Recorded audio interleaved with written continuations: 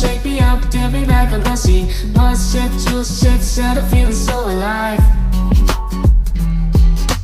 Coffee in the morning, it's the best way to survive.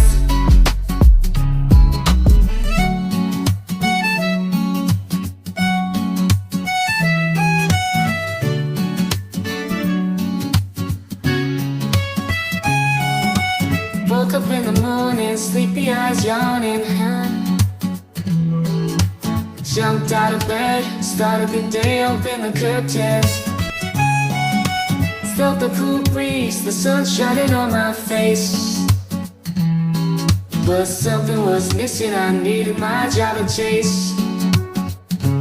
Give me coffee in the morning, give me coffee in the morning. Gotta have the coffee, wake me up, shake me up, dip me back on pussy. Must shit, juice, shit, set a feeling so alive. Coffee in the morning, it's the best way to survive.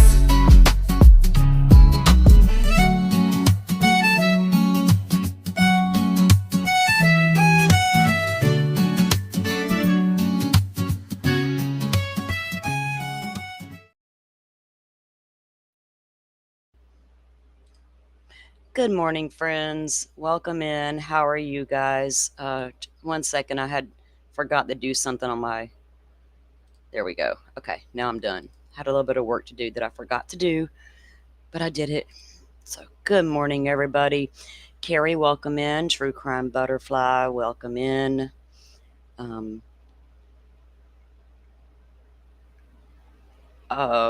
had to go to the baby doctor? Did you have to go to the doctor? My kid had to get a shot yesterday at the doctor. It was he didn't realize it was going to happen until it happened. But he's 18, so he dealt with it, right? All right, guys. Good morning. Good morning. Welcome in. We'll give everybody a minute to get in here and see what's happening in the true crime world. Y'all, my true crime brain is all over the damn place. All over the place. And Court TV surprised me this morning because I did not realize this yesterday because I can watch it locally. It's not a big deal.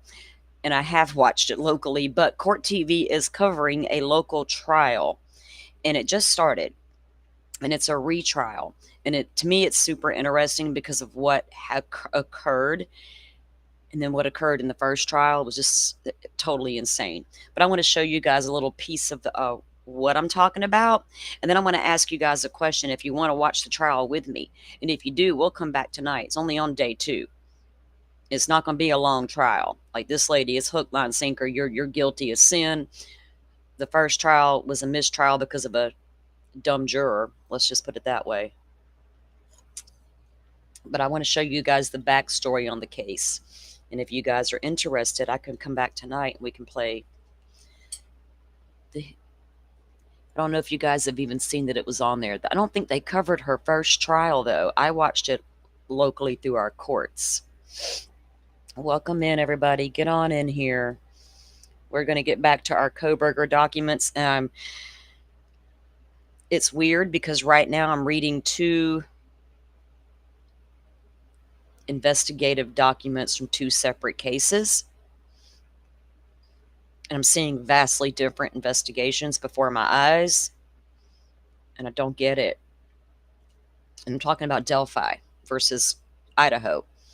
And I'm trying to read Delphi docs as they're coming down. There's some amazing people in the Delphi community doing an absolute jam-up job of getting everything coming down from discovery and all the things we've been waiting on and getting those into drives and getting all the information out there. So I've been steadily taking in the information. And as I'm starting to read through some of it, I'm like, man, I'm going to get started again on how these 2 guys were arrested a month a day apart and look what's happened in their cases. But we can't take our eyes off pretty boy over there in Idaho, you know, the little college graduate. We're not worried about a short guy from the CVS, which there's like 1 CVS in the whole damn town. And investigators were looking through pharmacy records to see if anybody was taking any medications, you know, that could point to them being crazy. Well, y'all didn't look at the guy working in the CVS? Jesus Christ. How many investigators do you think walked into that damn CVS for 5 solid years and got their prescriptions handed to them by a Richard Allen and never once thought, man, you look like Bridge Guy? Oh my God, I got to get off that subject. Okay. I need to do a show and just undump and unleash all my aggression. Hey, Forrest, welcome in. So Joy came in with her beautiful sunshiny name. I don't know why, I love to say her name. It just reminds me of Joy, her in motion to scream. One minute I can be all sunshine and joyous, and one minute I want to be screaming, what the fuck?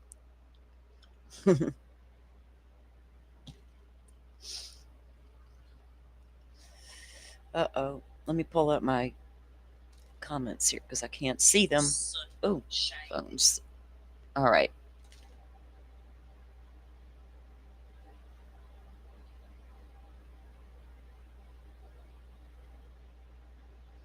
Oh no, Forrest.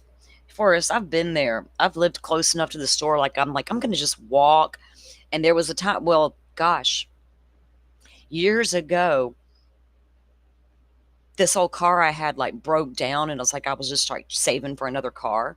But fortunately, things I needed to get to were close enough to my house. If I needed to walk up there, I could, or my sister'd come run me wherever in the meantime.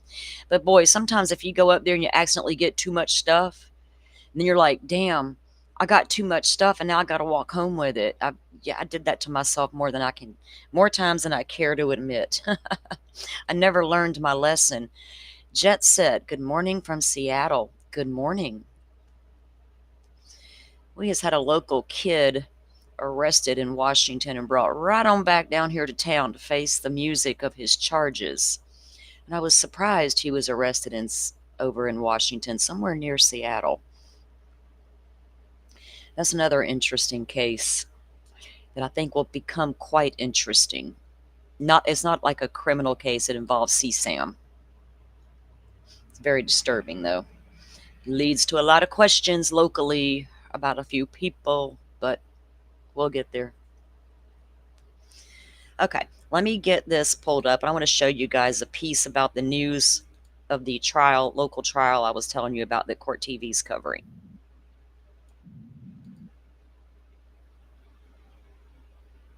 Oh, I'm on the wrong playlist. Duh. Y'all give me a moment to get myself together here. Okay.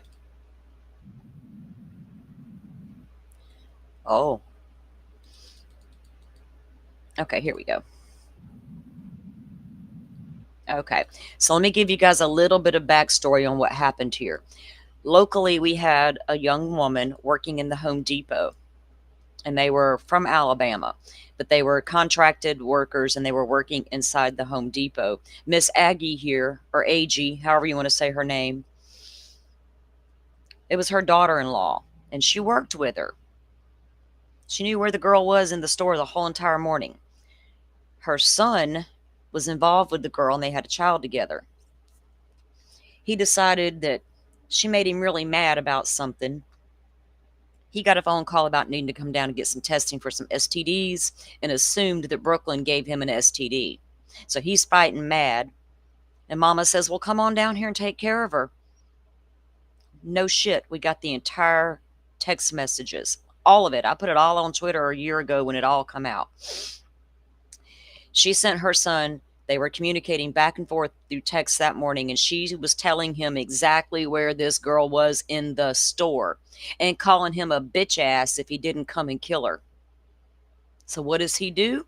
He drives on down to the Home Depot, goes right into the store, right where Mommy directed him to go to, opens fire and kills poor Brooklyn where she stands.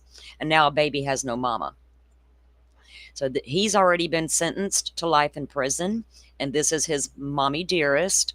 And now she's going to be on retrial. Jury selection begins Monday in the retrial of Sheila Agee, the woman accused of helping her son murder 18-year-old Brooklyn Sims in a Pensacola Home Depot store in 2023. The first trial for Agee ended in a mistrial after multiple incidents of misconduct with the jury. Tanner Stewart joins us live downtown with more on this upcoming Check out trial. this. Look, Tanner? guys, I don't like talking over that because I know y'all probably can't hear me, but check out this dumb juror. Talk about stupid ass jurors that need to be called out for being stupid asses in a juror box. This is one of them. I think she might even beat the egg lady over there in Murdaugh's case. I don't know what's wrong with some of these people. And don't take an hour to select your damn juries. Take days. Do like Ann Taylor did and do a whole ass survey and stuff. Bob, good evening. I spoke today with a few legal experts who say that jury selection this time around will likely be much more tedious given what we saw in November. Retired Judge Gary Burgash spoke today on the importance of being an honorable juror. Prosecutors say they have the evidence to prove Sheila Agee took part in the murder of Brooklyn Sims. Sheila's son, Keith Agee, was convicted in 2023 and sentenced to life in prison. But his mother's case took an unexpected turn last November when a juror was found doing a crossword puzzle multiple times during the trial. I spoke to that juror. Y'all, she's doing a crossword puzzle during the trial. Instead of taking notes, paying attention, and you're going to hear her explanation for why she does that. Like she's like, what are you, lady? Are you like a pro juror server? Do you always serve on juries? Good Lord. Welcome in, Teresia. Good to see you. Shortly after the mistrial. Well, I didn't know that was a bad thing. Oh. I did not do it. I do that when I concentrate. I have something and I'm... I got to find this lady and I got to interview her. She's local. That's what I do. I concentrate. Are you really from Alabama and you crossed the state line over here? What's going on here, lady? Look, I got to concentrate and play my crossword puzzles. What the hell? I'm listening. You couldn't see the bench or the... I'm listening. I'm doing my crossword puzzle. She's listening, all right. She kind of, what 5-letter word means this? She's like, I don't know. Let me think about that one for a minute. Talking about, that helps her. Y'all, if y'all were on a juror, if you were on the jury and you're a juror, do you think that doing a crossword is going to help you focus? Why would it even be allowed, right, Jet? Why would it even be allowed? It's ridiculousness. Or the witness stand very well because it was dark. No, it was but dark. I could hear it. I was listening and that's just the way I do. I just do that. And I had no idea. She's definitely from across the state line over there in Bama. No shade to Bama. Y'all know I like y'all. I mean, I can throw a fucking rock and hit your towns. But yeah, she's from across the state line. And then when they told me that I wasn't supposed to do it, I stopped. And then today, when we went in the jury room, I stopped. I had another crossword puzzle. After the first trial was derailed, so she stops doing crosswords during the trial, but she takes it to the jury room and does it in there instead of deliberating. Oh, good. What would she have voted? Guilty or not guilty? Or oops, I wasn't paying attention during that really important part of all those text messages where she directed her son into where the girl was standing. Prosecutors are gearing up for a retrial set to begin next week. Have to retry it. It is frustrating, and it just really is.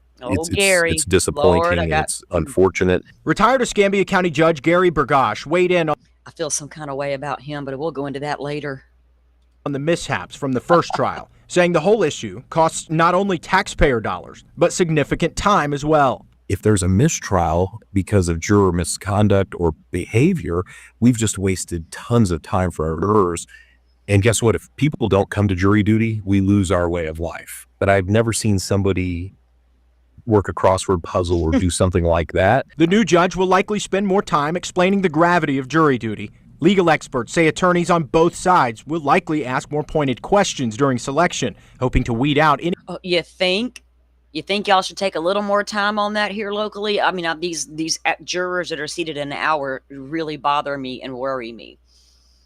But hey, y'all do you, attorneys. I mean, I think I might ask a little more in-depth questions, like, how's your concentration level? Maybe. Anyone not fully committed. If you can't serve, you need to let us know, and you need to pay attention. You need to pay attention. These are very serious matters. Somebody has been killed. Somebody's alleged to have done it. We know there's probable cause they did it. They've been arrested. While exact costs of a retrial are hard to pin down, legal experts say each mistrial burns significant taxpayer resources and forces grieving families to relive painful events. You've got victims involved, you've got defendants involved, and everyone has a right to a fair trial. We're going to lose our way of life. And the sad part is the dude didn't even get an STD from this girl.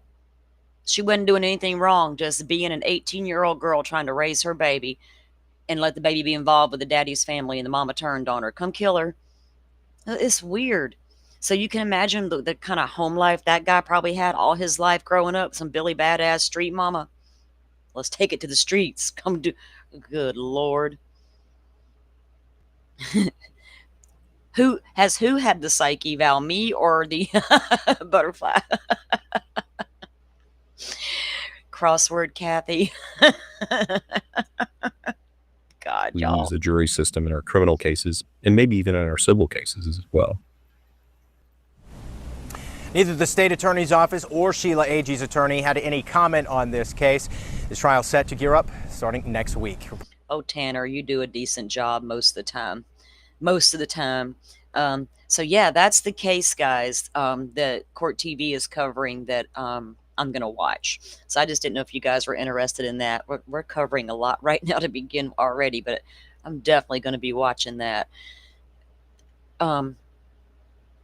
Yeah, he was the one. Butterfly, you remember all the text messages, right? You and I were friends back then.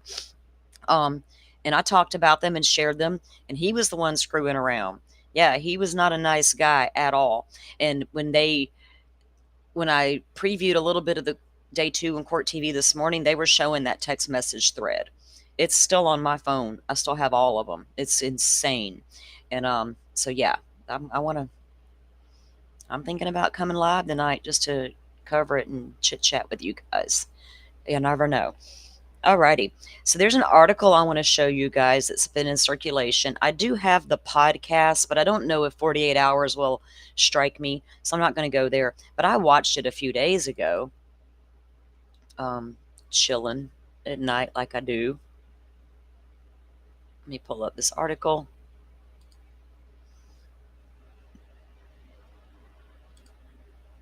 And it kind of goes to a conversation we've had for a long time around here. Well, it doesn't kind of go. It does go hand in hand with the conversation we've been having about it. Right, Butterfly? I knew that her other trial had recently ended in the mistrial. I knew about the juror and all that because I am local, but I didn't realize that her new trial was already scheduled to start and that Court TV would have it on. We can watch the local stuff here through their YouTube channels, but yeah. Okay, so this is an article, and it's been circulating in different realms since the interview. I think this information actually came out maybe during Kevin Fixler's interview. He's been all hot to trot over there on the Twitters. You know, we got to be the one putting out the right information, so he's kind of retracted a few. It's just a whole hot mess over there with some drama. I don't even know what's going on. I'm not getting into it, but y'all, everybody wants to be the best and be the most accurate and all the things. Y'all just go just do interviews and let me read them. How about that? I don't care about all that backstory bullshit because it's just a bunch of, mind games. Okay.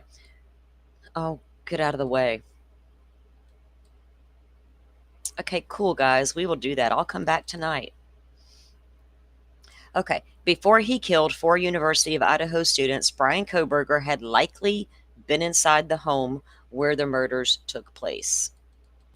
How many of you believe that that was a possibility? Because I've always believed it was a possibility, especially after seeing body cam videos of the cops showing up at the house for parties, and especially the one party where not a soul who lived there was home, but yet it was full of people partying. No shade to the party goers. Been there, done that. I was 18, 19, 20 myself before. I get it. I've been to parties I didn't even know who the hell the house owner was, right? Been so many people in there, I couldn't have told you who all was there that night. Gulf Beach Highway had a lot of parties back in the day. A lot of strange characters moving in and out of those parties too. A lot of folks we all knew, some of us knew, hey, that's a sketchy dude over there. We always kept our eye on a couple of them. We side-eyed a few of them. And there was one that was well worth the side-eye because he committed a horrible crime later on. Shot and killed one of our friends. Fortunately, I wasn't there that night. I was at home. Me and my sister were floored because we were supposed to go to that party. And we changed our minds at the last minute. He was the one we all side-eyed and knew that was a wild card right there. So, it wasn't hard to find floor plans of this house, right? The minute this crime happened, a lot of us went straight to the floor plans, and we found them. Did Kohberger go online and look for floor plans? Did Kohberger go casing the house out? Did he say, oh, there's a big giant party going on, maybe I can slide in and be unnoticed? But we've heard some of the students talk about how they don't believe he came into the house, especially with all them there, because he would have been out of place, being older. Would they have noticed? You know, how can they be completely sure? Oh, thank you, Butterfly. That was back in the mid 80s. My God, that girl was 16 years old. It was horrible. I'm glad I wasn't there. And the guy did it for no reason, according to all my friends that were there. He was mad at somebody else, and she was trying to calm him down, and he's a really tall guy, and she was a really short girl. And when he pulled his weapon and turned to her, he just pulled the trigger. And everybody scattered, from what I understand. Thompson based his belief on Kohberger's movements on the night of the murders, which included entering through a sliding glass door in the kitchen that was located on the second floor and was only accessible from the back of the house. He revealed that the cell phone records obtained during the investigation showed Kohberger had been stalking that neighborhood. Y'all might want to change that to surveilling, because the stalking law in Idaho, you're going to have some folks come at you in a minute over that comment. And was possibly the unidentified person who had been watching at least one of the victims, as detailed in interviews conducted with the two surviving roommates, as well as a friend of that victim's ex. So that's the two interviews. Remember when we read the Kaylee's ex's statements and the roommates, all the girls that were saying there was somebody watching Kaylee. Now, was Kohberger watching Kaylee or just the house? And Kaylee happened to be out there with the dog when the dog ran up into the woods a couple times. According to Thompson, phone records showed that he was in that area more than 20 times. He went on to say that these visits all occurred after 10 p.m., where there would be no legitimate reason for him to be over there to shop. Remember, even WSU Mom Kim come out to defend that one. The shopping is so much better in Moscow. Well, I guess if you're a night owl and you can't sleep, you will go at night. My sister used to grocery shop at midnight. I don't know. Those trips were looking, surveilling, and stalking, Thompson believes. I can get behind that. What else would it be for? Adding that at some point during these trips, Kohberger may have broken into the victim's home. Now, that's a possibility. That backslider wasn't too secure. Was it ever locked up tight to start with? Did he have to break in, or did he have to walk up and just open the door and go in? If he's really surveilling them, he knows nobody's at home. And if he does have access to their Snapchats and different things, he knows where they're at. Instagram posts to tell you where I'm at. Not at home. I'm over here getting some drinks. I'm over here having dinner. I'm over here hanging out at the football game. Oh, look, nobody's home. When asked about this possibility, Thompson said there was never any definite evidence that either proved or disproved this theory. Actually, breaking in when nobody's home is a really good idea, because then you can move around that house and get real familiar with the bedrooms and the floor plan. And did he love that? You know, that adrenaline, right? I'm breaking in, and that thrill of, will I get caught? That little bit of edginess to that. I wonder if that guy was a little bit of a thrill seeker secretly. I mean, you're hiding up in trees, eating Reese's and staking out your friend's dad's house. You're breaking into the neighbor's house and stealing that mom's iPad. Carrie, he might have known the code, but I don't know how. We saw a list of some of the friends stating who they knew had the code, and it was more than just the roommates. I don't know if that door code was ever locked. The thing about it is, the front door is completely irrelevant to me. because the back slider was always the easiest way in and out of that house. Always. Even if you got to break in, you just snatch on them old sliders hard enough, they're going to pop open. So, or that latch could have been broken altogether and never locked properly to start with. But you'd think if Xana had her dad come down there and fix a door that wouldn't shut properly, she'd be like, Dad, how about taking a look at that back slider because it never locks? I don't know. Jeff, you say, I wonder if he truly broke in or if he just looked at the little white lever on the sliding door and lets anyone and everyone outside. Yeah, I mean, he could have went into the house, though. I mean, why not? If there's nobody home and you know that, you know they're all here and there, or they're all at class or whatever, and if it's late at night and they're all somewhere else, yeah, it wouldn't be a stretch to think this guy got into that house.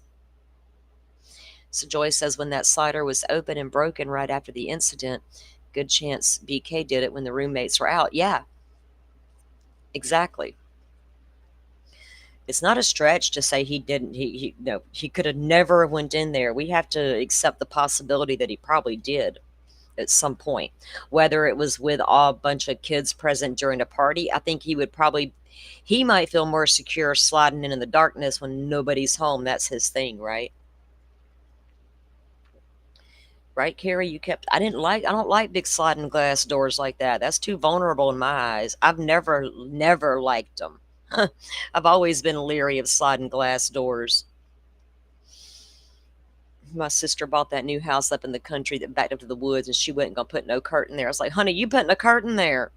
I cannot sit here and watch TV in this nice little living room with this big-ass sliding door and have something jump out of the woods up to the door at me. Not happening.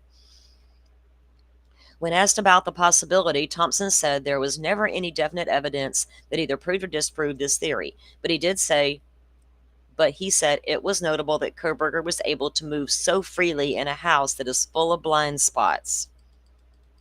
Yeah, it's got some blind spots, but you can't move room to room without being noticed. Like, you're not sneaking in the kitchen and hiding around the corner until somebody walks away and then you're sliding to the next room. It's not that kind of movie room. Yeah. Upside down locks. That doesn't surprise me. I had a neighbor who had a house like that. Her doorknob, it was upside down. I'm like, who installed your damn doorknobs? Everything was you would think the door was locked, but it was unlocked. And it was the opposite. I called it the backwards door. The layout of the house is unique. It's a little bit confusing. Thompson noted that the now demolished residence at 1122, where the November 13th, 2022 murders happened. Okay, we know the names. Madison, Kaylee, Ethan, and Xana. And I had to call out a Twitter post yesterday trying to throw shade at this whole thing. Brian's not the killer, but they hashtagged everybody except for Xana Kernodle. I didn't care for that at all. Hey, if you're going to throw shade and you're going to do all this, get all your victims into your hashtag. Don't leave one out. And you tag some weird people who doesn't even make any sense to the case. Thompson said that the big break of the investigation was discovery of the knife sheath containing trace amounts of DNA that prosecutors were able to link to Kohberger's father.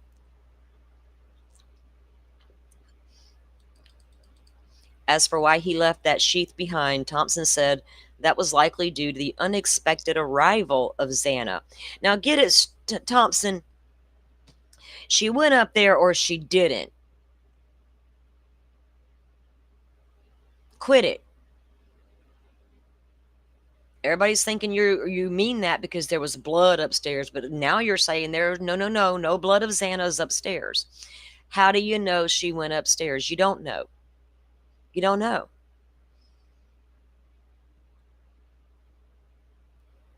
Is it hard for him to understand that the sheath probably got left while fighting two victims in the same room, Maddie and Kaylee?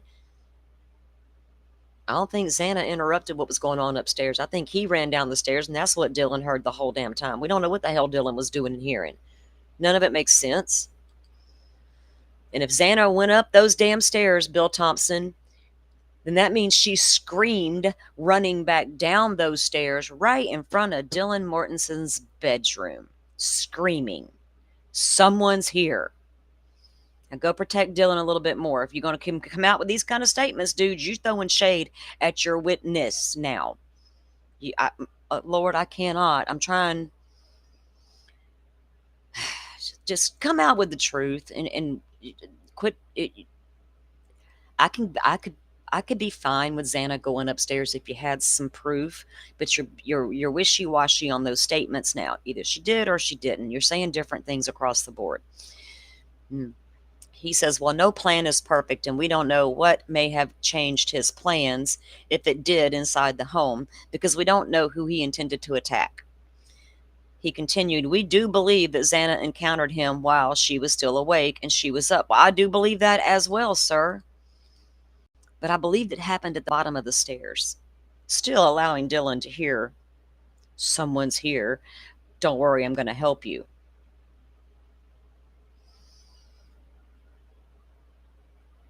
Right? Take it all with a big old grain of salt, Jet. We have to. I know they got the right guy. I've always believed that. I was still waiting on trial. The guy said I did it. I still believe that. But I will call out the BS if I see it. I can't help that. I'm not that person who can't see the freaking writing on the wall right in front of me. He then added about Kohberger, or maybe it's just simply he's not as smart as he thought he was. Well, he was smart, and things got sideways in that room, and the sheath got dropped, and then the victim laid back on it, and he got the hell out of there quickly. I still want to know when he realized, oh my God, I forgot my sheath. Where did I lose it? What kind of unsolved mystery ran through that head for days on end? Y'all think that shit drove him crazy about where that sheath was? Did I drop it in the house? Did I drop it in the yard?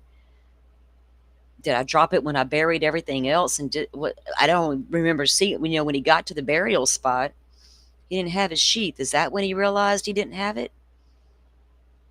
He missed it so much, he went to go get a new one. Well, Carrie, if she fell down here's the thing. If Xana did go upstairs, he didn't start his physical attack on her because there's no blood of Xana's up there. I've always wondered if he was able to get a stab on her in the living room. Or is the heavy work done in the living room we can see through the windows by CSI because, did Hunter track blood through the house when he left Xana's room going to the kitchen to get the knife? Was there blood, there? We know about the latent print outside of Bethany's or Dylan's room, sorry.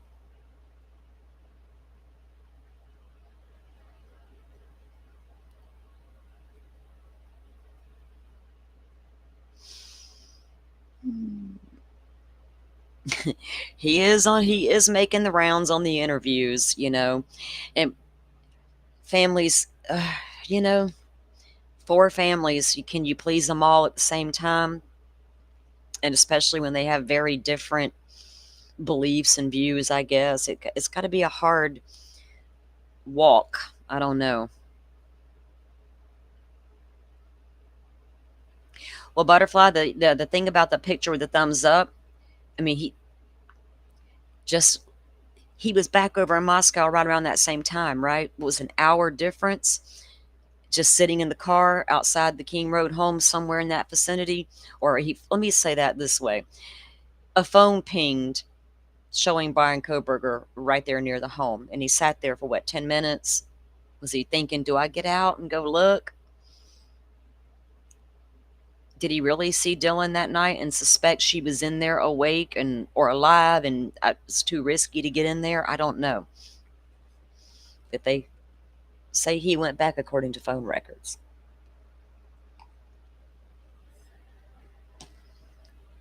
I just have a hard time thinking he went in there to harm all of those people. Like that was the intent, right?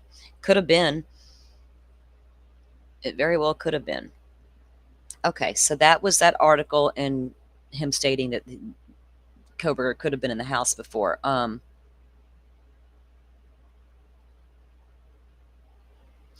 No, Xana's blood wasn't on the staircase. The blood there was a blood spot on the staircase, but apparently it was an unidentified spot.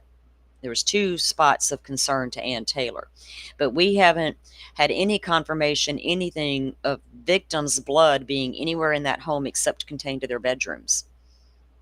There may be some mixtures in the footprints they have collected or saw, but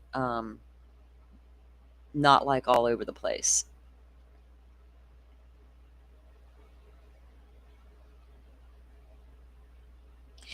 Well, Renee, I know I've seen everything. You can't help but not see what the Gonzalezes say, right? But you got to take those 2 with a grain of salt as well. I've been watching their interviews for 2.5 years, damn near 3 years. I've learned their baseline body language. I've learned the way they talk, the way they speak, the way they leave out words when they're talking. So it is easy for me to decipher what those 2 say and think these days. But, you know, at least the guy's in prison for the rest of his life. I understand their frustration, though. I honestly do. And none of us can really definitively say how we would handle it or what we would do if it had been, you know, one of our children. I don't know. But I mean, I get being, I've lost a child, so I understand the rage, and everybody's a target. Get out of fucking face, right? It's that way for the first solid year. I guarantee you there's things that those family members said and did during that first year they will not recall. It's going to be like the cops now on the witness stand. I don't recall, because you don't. People can tell you, and you're like, oh, really? Did I say that? Oops. Yeah, it happens. So I hope now they can, because I do get it. There's never a closure. Healing from a loss of a child is a lifelong journey, and they had to experience in a way I don't wish on anybody, right? With that horrific crime occurring. So hopefully any of these parents can now really get on that path and let some of this go. Because until they let some of this go, that healing path's not going to be easy. And that's what I wish for them at this point. All right, let's pull up a document. Oh, let me get it to download. Hold up. I forgot how I had to do this.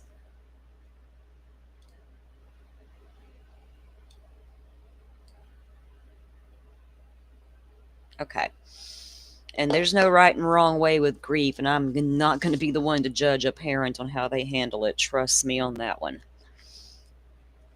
Because I'm not going to sit here and tell you I was picture perfect through that whole process. I know I wasn't. All right, so we ended up leaving out on document 213 the report about all the license plates from the WSU parking that they had done. Okay, so number 214 was going to be a Facebook warrant return, and they had changed the parameter dates on that as well to coincide with the time frame that Kohberger moved into the area. Okay, so now we're going to go up to report number 215.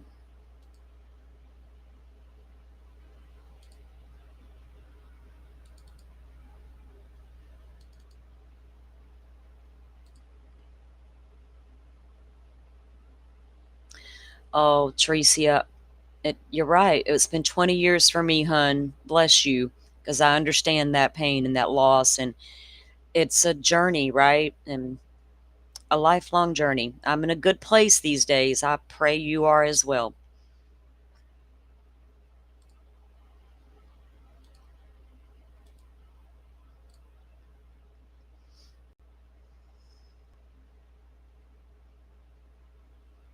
Yes, Witchy, that is correct.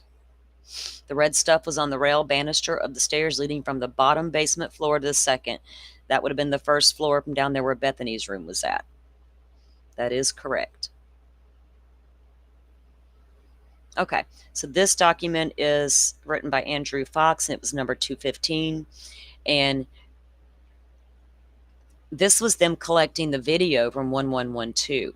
On June 15th, 2023, I was provided the entirety of the 1112 King Road surveillance videos. Remember, we had read in those early reports where the girl was sending them pieces of it and they got the whole thing. It included 1,464 5-minute videos that ranged from 0:55 hours on 11/13 to 17:22 hours on 11/17. Using Axon Investigative version 3.1.0 software, I was able to concatenate or stitch the videos together to multiple hour clips. As a result, I was able to compile the videos down to 17. These videos were placed on a portable hard drive and entered into evidence. So I want that whole thing. I want that whole disc. So they narrowed it down to 17, and I wonder if those 17 all showing that car's movements in and out of the neighborhood that morning. You know what I mean? So I've made a note of which... I'm still making notes of all the reports and external things we might need in FOIA request. And there's some interesting ones. Okay. So number 216 report was an Amazon data warrant return. And they did the same thing with that. They changed some of the parameter dates on that. I guess another damn coffee day where I just don't feel like I can get enough. 217. This one is... Okay, let me pull this one up. There's one we're going to read in a minute. Guys, I don't know where some people get their brains with weird-ass tips. I mean, just the strangest stuff. Like, you can't make it up. It's Idaho 4. So weird. This one isn't that, though. This is what someone thought they saw Kohberger.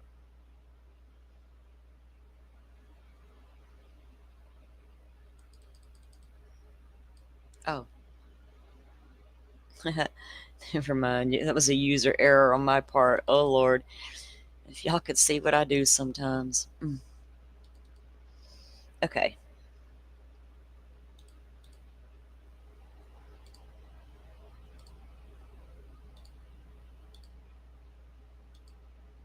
Alrighty. So, like I said, this is number 217.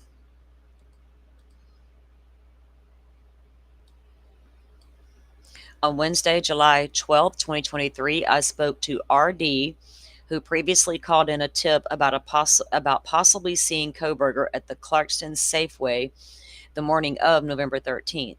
I asked D to tell me what he knew. D told me he was at the Clarkston Safeway between 9:30 and 11:30 the morning of the 13th and noticed a man in front of him in line. Now, think about this. At 9:30, Kohberger was taking selfies in his apartment. Or was it 10:30 the selfie came at 9:30? He was sitting over there in Moscow near the King Road residence. And this guy thinks that he saw him between 9:30 and 11:30 that morning. I don't think it was Brian Kohberger, because of the distance from Moscow down to Clarkston. D said he saw the man's face because D made a comment to the store clerk, which caused the man to turn around and look at him. D stated he didn't think anything about the encounter until he saw Kohberger's face on television upon his arrest. D told me he was sure the person he saw was Kohberger and wearing a black hoodie with the hoodie down. D told me that that was all he knew and wanted to make sure. So that was July 12th of 2023.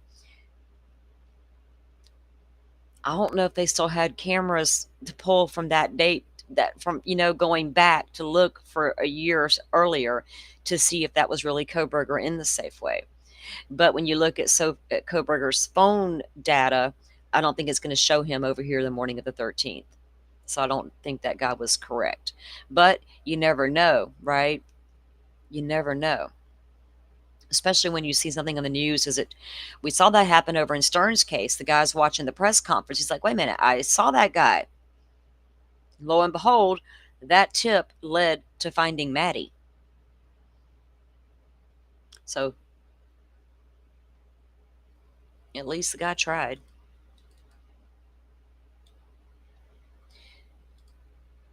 But then that counteracts all the weird ass tips we're going to see. Okay, so the next ones are pretty uneventful as far as pulling up to read. So number 217 was BK spotted in the Safeway. Report number 218 is just documenting that they received parking lot information and ticket information on all vehicles from the University of Idaho. So all that was downloaded to a thumb drive and entered into the evidence. It also contained an information roster on the sorority and the fraternities. All their names and information went out. All information from the university specific to the victims and the roommates, surviving roommates. So that was all uploaded to a thumb drive. Of course, no evidence to see or review or read, but it was all entered into the evidence. Now, remember, we've been seeing that they've been getting the installments from WSU on the Kohberger records. They received another installment on report 219. This one was installment 15, and it's WSU records of Kohberger's assignments and emails with the students. Now, that would be interesting to see if they let us, because we would see the communication he was having with these students. And how was he really treating them and speaking to them, right? Is anything in there have an indication on that? That would be an interesting one to see. We're going to take a look at this next one, though. And I'm going to go grab a fresh cup of coffee before I start reading it. I'm having a beautiful sunny day here in Florida, and I'm excited because it rained all day yesterday. Oh man, I was sitting outside with my coffee this morning, and occasionally we'll see hawks around here, but not as much as I do my regular little birds that I just love. And so I'm sitting outside, and all of a sudden my dog just starts woof woof, and she never barks like that, right? So I'm like, what is she barking at? So I go around, I get up and from my table, and I'll go around the pole barn shed, and I see this big thing sitting out in the field, and I thought, was that my cat? So I had to get my camera because I'm blind, and I zoom in, and I was like, holy shit, that's a big ass bird. It was a red-tailed hawk, and he's huge, and he's just sitting there, and these other little birds are just running up to it and attacking it. They was not happy he was back there. So then, like, I guess my dog had never seen one up close like that and that big. So I started watching it, and he flew up into the tree. And these other birds were just coming toward it and like attacking. Maybe they were trying to get him out of there, like get away from our area. Maybe he was trying to eat their babies. Do hawks eat baby birds? I don't know. My old house I lived at, we had a family of hawks, and you could be in the backyard, and you could sense this shadow coming towards you, and when you look up, all you saw was 6 to 8 foot wingspans. They were amazing to watch. Me and my cousin would sit out there. We'd be watching the Blue Angels practice, and then in the afternoon, here come the hawks, and you'd think, is that another Blue Angel coming back? And these dudes were big. Yeah, I get free Blue Angels air shows all the time. Well, not anymore since I've moved. I don't get to see them like I used to. Okay. Be out in your yard and sipping your morning coffee, and you hear that sonic boom coming. You know the angels are flying.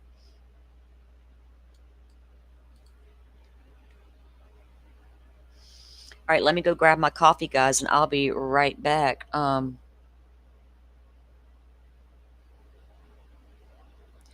Blue jays eat babies? Am I reading that right? Hawks do eat other birds, and they are constantly after my... Oh, you know what, Tricia? You just reminded me. My neighbor, oh my God, she's got 7 beautiful white chickens out there.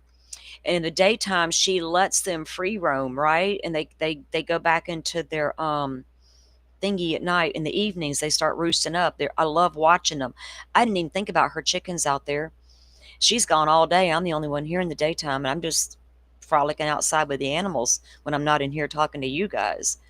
Now I'm going to be worried about the damn chickens. Okay, let me go get coffee and peek out the door to make sure the chickens is okay. I'll be right back, guys.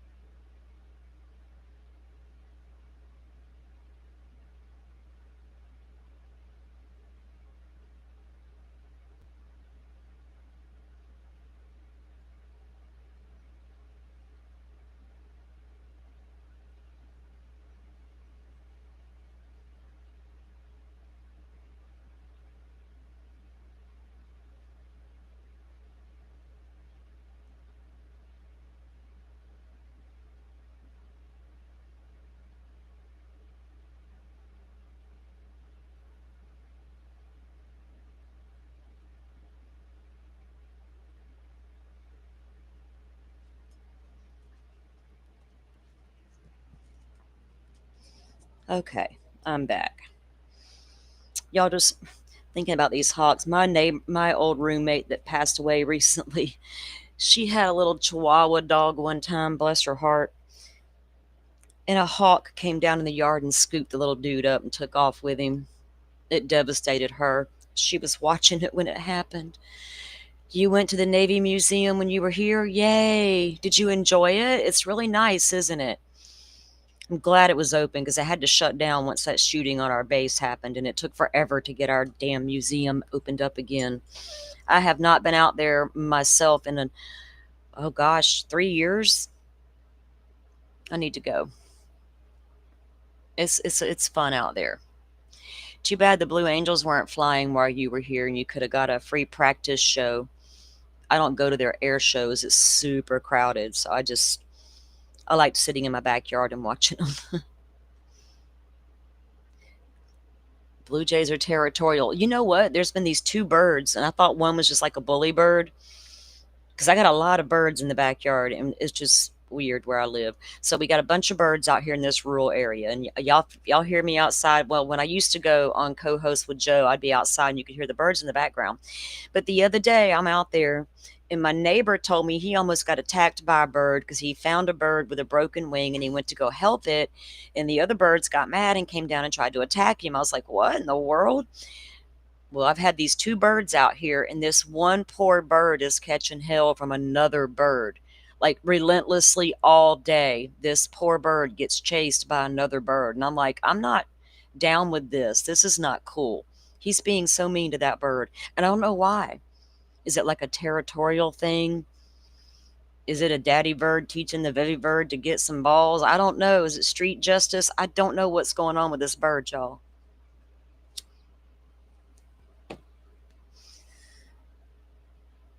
The other day, he flew around just trying to get away from that other bird all day, and I didn't know what to do for him. I'm like, I'm not getting involved. I'm just going to sit here and watch Circle of Life and all that.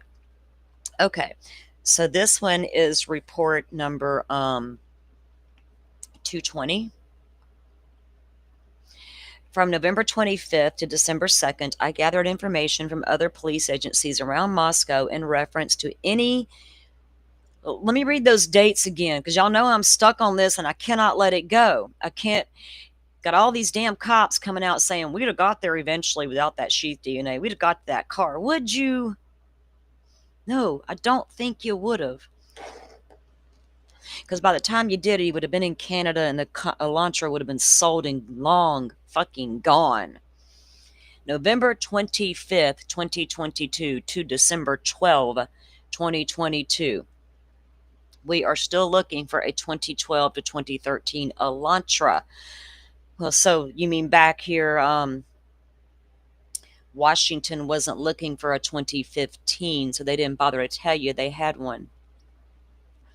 Once I gathered all the information and turned it over to the FBI, who was tasked with gathering all plate information and to build a possible suspect pool. So you're trying to build a possible suspect pool from, now you know you're pretty sure it's a white Elantra, but they don't know the dates. And I get it. The FBI was the one trying to determine the date, and I get it. You got grainy footage. So tell me again how you'd have got there with the car alone if you knew you couldn't get there to begin with the car alone.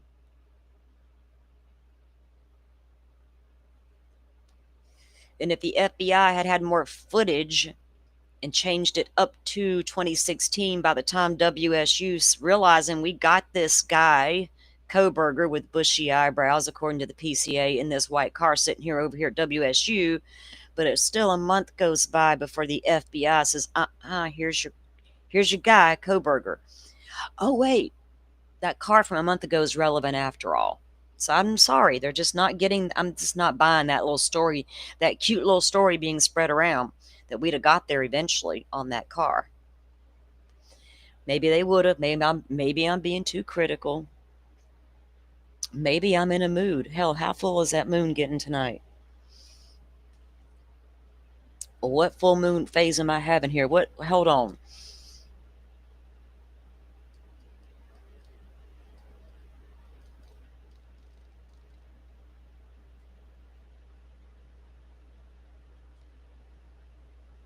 Oh, we got the sturgeon moon.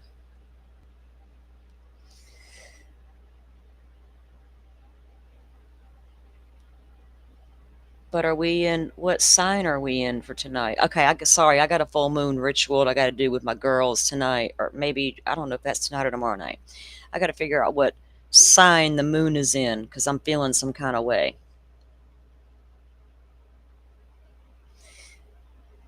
I know, right? So Joy, it didn't even spark curiosity. And when I click on you guys' comments, they're not showing up. Nothing's showing up. It was too much. I mean, and the only reason it bothers me is because the PCA lied.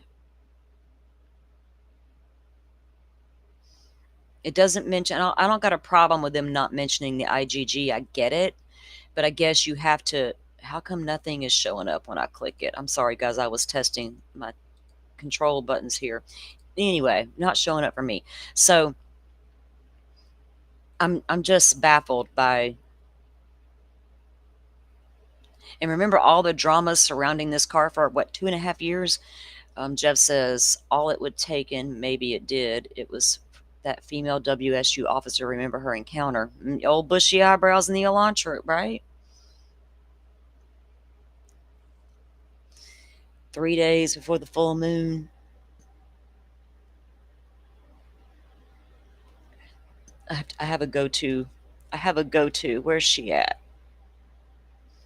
Where's my sage goddess?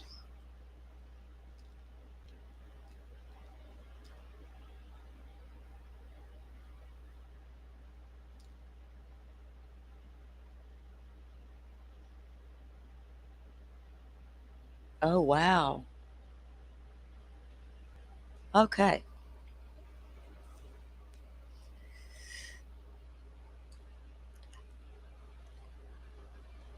I don't know. I mean, we know the date parameters when they changed it, the car to 2016 and all that.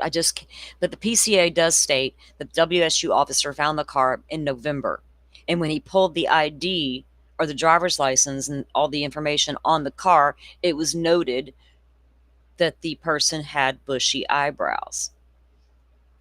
They make it seem like that led the investigation toward Brian Kohberger. But that's not what did it. It was the stupid IGG the whole time.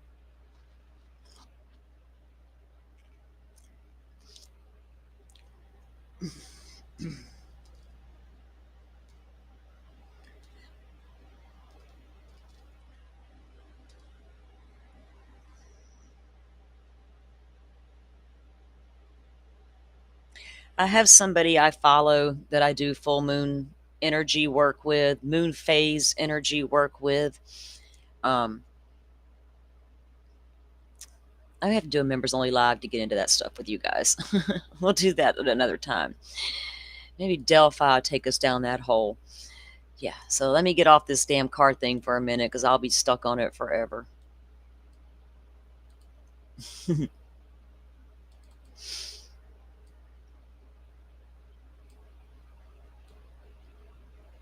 Okay.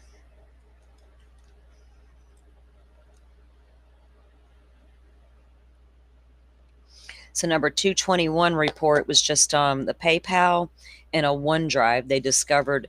So they took, I think that, let me pull that up because I believe that came off of the device they took out of Kohberger's home, the parents' home. Which is interesting because all of his wiping data stuff that he was doing.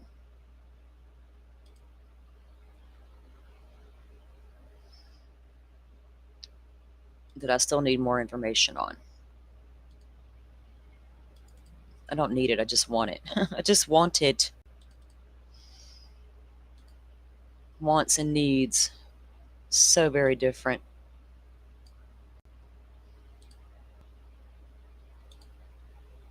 Okay, this is supplemental report 221.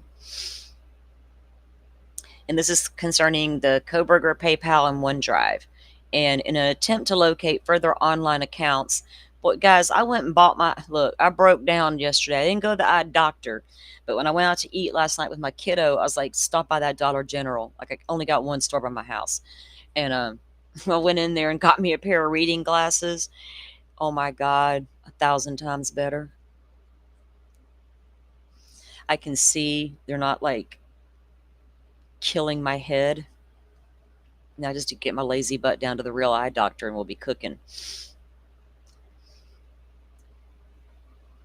In an attempt to locate further online accounts or online service providers utilized by Brian Kohberger, I began previewing data forensically acquired from the desktop computer seized from the residence of Brian Kohberger, located in Pullman. So this came out of the desktop at his apartment.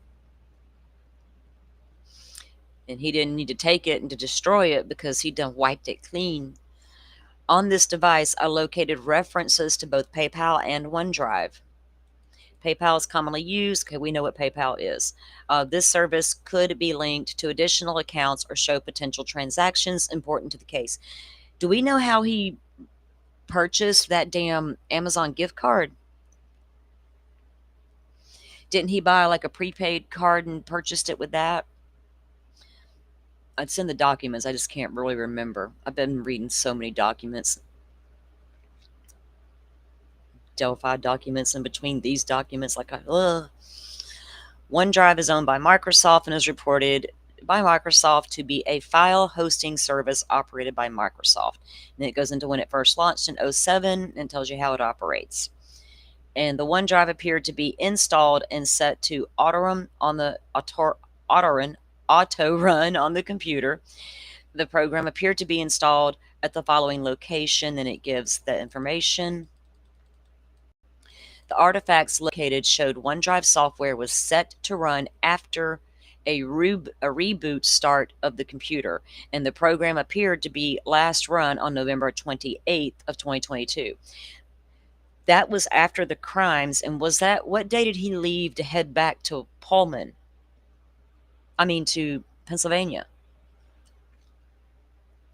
I can't remember all my dates and times, but I'm sure that some of y'all do in the chat. Jeff, what you got? I sent an email to Microsoft in an attempt to clarify. So they got so the URLs located seem to refer to a specific resid, RESID, and then it gives the address. I sent an email to Microsoft in an attempt to clarify if the resid was a unique identifier to the user's OneDrive account, but have not received a response back. The OneDrive artifacts included a SharePoint link, and then Microsoft states SharePoint empowers teamwork with dynamic and productive team sites for every project team. So department division. Share file. So then maybe he was using that to share school stuff or whatever, doing schoolwork. Let's see. Oh God, not with my training and experience again. From my training and experience, I know iCloud-based storage like OneDrive can contain files not located on local computers, hard drives, or other storage media. These files could be created entirely online or moved to cloud storage and then deleted from the local drive. Because of this, I'm requesting a warrant to Microsoft OneDrive to identify any accounts used by Kohberger and request the located data within the account.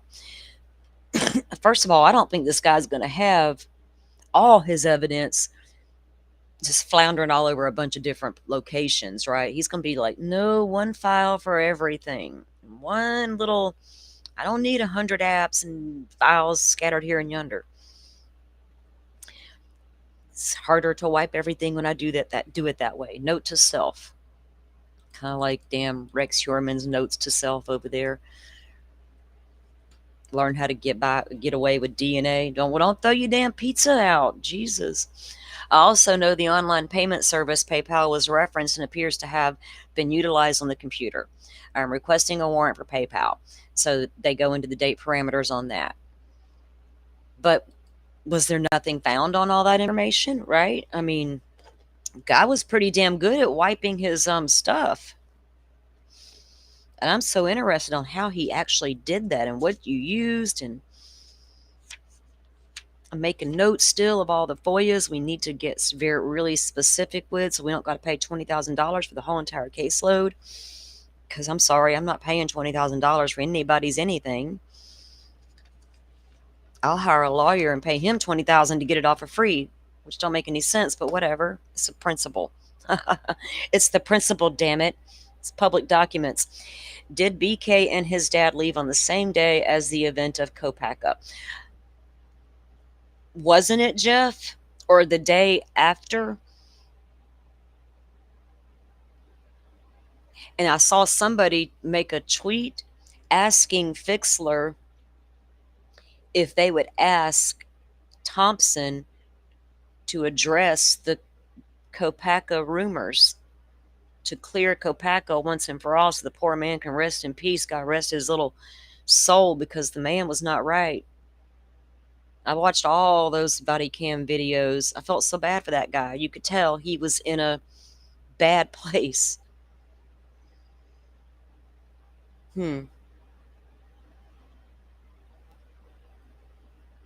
We have coyotes and black bear too, Carrie. The black bears, the bears of South Santa Rosa. Y'all should see them frolicking around in the backyards, occasionally out on the beach for a swim. They're all over the place.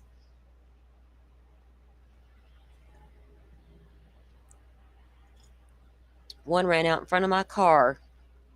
Right up out of the woods. Boom, there he was in the middle of the road. And we were all like, what the hell? Bear, go back to your woods and get out of the road. You're going to get ran over. We were all approaching the red light. Well, it was rural area, so it wasn't like we were all. There was a couple of cars. We were slowing down because we were approaching the red light, and it was red. Out of nowhere, here he comes, barreling across the road. I'm like, Bear, go back home. Hey, good morning, Joe. Coming in with your cup of Joe, Joe? I had to say it. Okay, so moving down the line. Then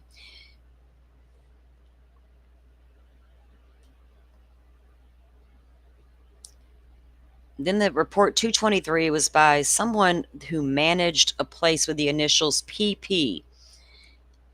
And I don't know where it's at in relation to King Road, because he offered up some past tenant and car information. And I'm like, why would he do that? Did he suspect, or did he have a past tenant with a white Elantra? I mean, they're common cars. Shit, how many were found in Moscow and doxed, and all the different owners and all the people who drove white Elantras? My God.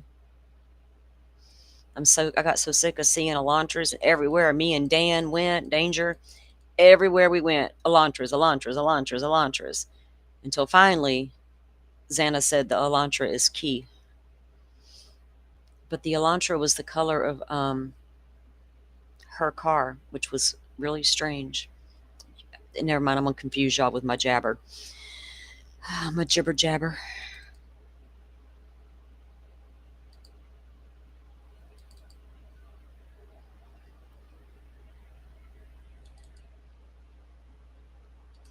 That's a discussion for one of those full moon shows. I'll just leave it at that. You get dates mixed up. Now, look, I've read so many dates and times and people. Like I don't even want to get my cases confused, right? I'm trying to. So it's dangerous for me to try to read them Delphi docs at the same time I'm reading these. I'll read these in the daytime, and I've been reading Delphi at night. I'm like, man, I'm so overwhelmed at this point. And I want to scream about Delphi. The more I read, the more I want to scream. Okay. So I got to do that get it out of my system show, don't I? And just shut up about it. All right.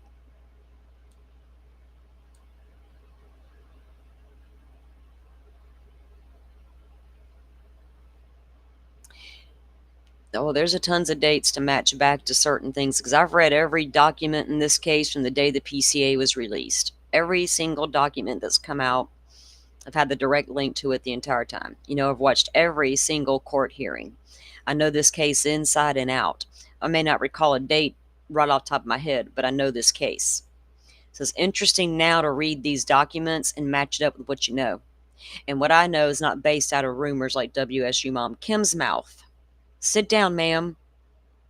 I'm still trying to find the report where you called ISP with a tip and they assigned you your own personal agent who was feeding you information about the crime scene. Remember that, WSU Mom Kim? Because I cannot forget it. And I hope a lot of people don't forget that statement, because I'm waiting to see that proof. Now, I know your real name, and you know I know. You know I've always known. But you won't come talk to me and clarify a few things.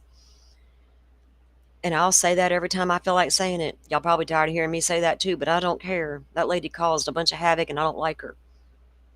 And if I was Christy Gonzalez, that lady would have received a knock on her door. And she would have not have forgotten when she opened that door what that knock was about. I wouldn't have said a word.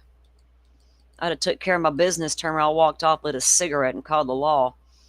Bail money's in my fucking pocket.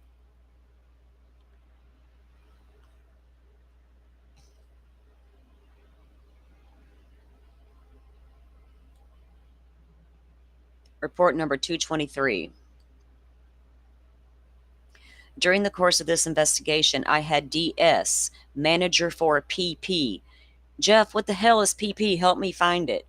Reach out to me and ask if we wanted information about his past tenants and information of anyone who might own a Hyundai Elantra for the properties he manages. We know there's a lot of property managers out there in that area because a lot of those houses were all rented out to all those college kids. I told D I would accept any information he was legally and willing to provide us. I provided the Hyundai Elantra information to the FBI as they were collecting all the vehicle information and lists of potential witnesses in relationship to the victims. So I wonder, was he just like, you know what, I've got a bunch of tenants, blah, blah, blah, a bunch of houses. Did he know for a fact one drove an Elantra and just wanted to make sure he turned the information in? But I don't know where PP is. Tenants for PP. That's not Queen Road Apartments. It's not the Whites. It's not the King Road Residence. It's not the sorority. It's not the fraternity. I just want to figure it out. So then number 224 was just them putting in the Spotify account warrant for Brian Kohberger. And if y'all remember during the victim impact statements when Olivia Gonzalez made fun of him about wanting to be a rapper, if y'all have never seen that, I'm going to pull that video up. Kohberger had released a little rap video of him, a song he wrote. He was up there rapping. What was he, about 17 when he did that? I'm not down with the old PP. Yeah, whatever it is, Jeff, it starts with a P, the first word, and the second word starts with a P. And I'm assuming it's an apartment building. Or properties, Palouse Properties, maybe? Ooh. Santa worked for Palouse Properties for a little while. Palouse Properties actually did rent out a lot of property in that area. We even know the guy's name, don't we? Is that where the rumor came from, that guy? Oh, man. Okay, I just put something together in my head that I might be right, but I might be wrong. Yeah, she brought up his awful rapping. I don't blame her. Just like your stupid rap video that we were all forced to look at. You wannabe. Then him and his bizarre Britney Spears shit that Dateline reported on. According to the authorities, half of what Dateline said was right and half of it was wrong. Joe coming in with some knowledge. I can't get for some reason when I click y'all's comments, they will not show up on screen. I don't know what's happening. Vanilla Ice wrote Ice Baby, Ice Ice Baby when he was 16. That one hit wonder. God, I remember that song and I hated it because I was not part of that crowd. We were the heavy metal crowd. That shit right there, we were like, what the hell y'all doing? Would you Ice Ice Baby? What the hell? Catchy little tune though, but wasn't my kind of stuff. Honestly, if it was played on pop radio, it wasn't my thing. I was not listening to pop radio. I'm just not a pop music fan. 225 report was BK's PayPal warrant that they issued. And then 226 was Brian Kohberger's Apple warrant, and that was applied for after his arrest, interestingly enough. Did they figure out after the arrest and they got devices from his parents' home? Oh, remember the iPad that they didn't? Yes. There we go. That's why. They put that warrant in after the arrest, and they discovered he did have Apple products because he did not have an iPhone. What was that? Kane said nothing really memorable happened, but Kane.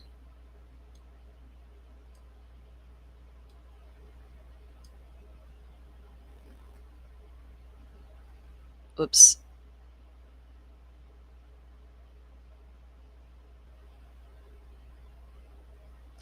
Jeff, okay, so, well, I can't click your damn comment. Y'all look at Jeff's comment. Salty, can I share something with you about Kohberger? The owner of Linda Lane Camera's wife showed Kohberger an apartment when he first came to town. Doesn't surprise me, and we kind of rumored that, at one point, but it was whispered, rumored. And we know where Linda Lane came from. That was, yeah. Was the apartment in Moscow or was it in Pullman, Jeff? She probably had properties in both towns, being the colleges, right? We need to get Kane up. Jeff, reach back out to Kane. I've got questions. I want to see that whole fucking video. We've seen it 1,000 times, though. You think it was really sold for $1,000 though, Jeff? Let me ask you that. Yes or no? BK Apple warrant was applied for after his arrest. They found out that they applied for it August 1st for the Apple warrant. The account was created in December 2016 rather. So December 2016, that account was created, and they wanted information from then to the present, which was December 30th, was the parameter dates on that. And apparently there was nothing found there. Now, the next one we're going to pull up, because this is when I saw the damn search warrant return out of Pennsylvania and saw that there was a shovel, I immediately wanted soil testing. And I've been waiting all this time, and it was a big nothing burger because they can't figure it out based on the soil. And I was so hopeful they could. But it's a vast area with very similar soil throughout. But was there not one piece of matter on the, or you know what I mean, on the shovel that could pinpoint a specific location instead of a vast area? This is going to be in report 227. Let me get that pulled up.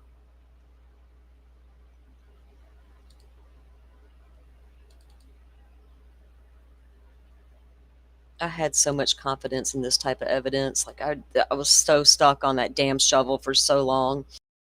Everyone was like, "Oh, I missed comment above." Oh, I went back and read it. Okay. Everybody's like, "Well, it was a snow shovel, snow, da da da da." I'm like, "Yeah, I get it. I'm a Florida girl. Maybe, yeah, snow, but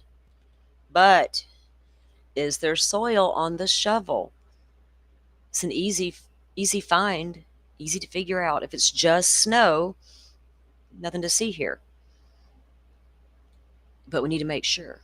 And lo and behold, there was soil and not just snow.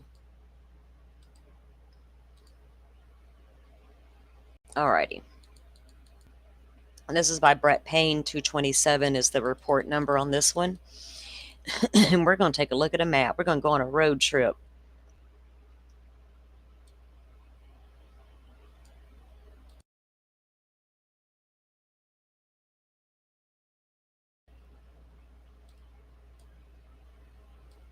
Okay. Okay, let's see.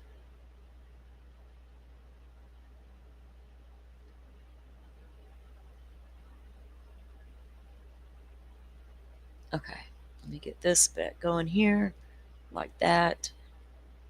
All right. On Wednesday, August 2nd, 2023, I responded to several locations around the Palouse in order to collect soil samples.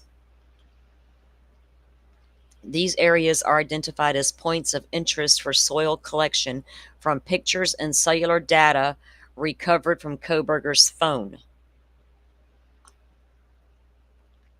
A plastic shovel with dirt wedged into several locations was recovered during the search of Kohberger's white Elantra.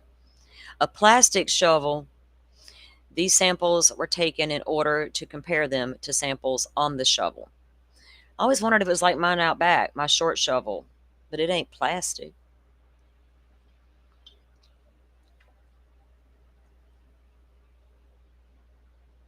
So how hard is the soil out there with a plastic?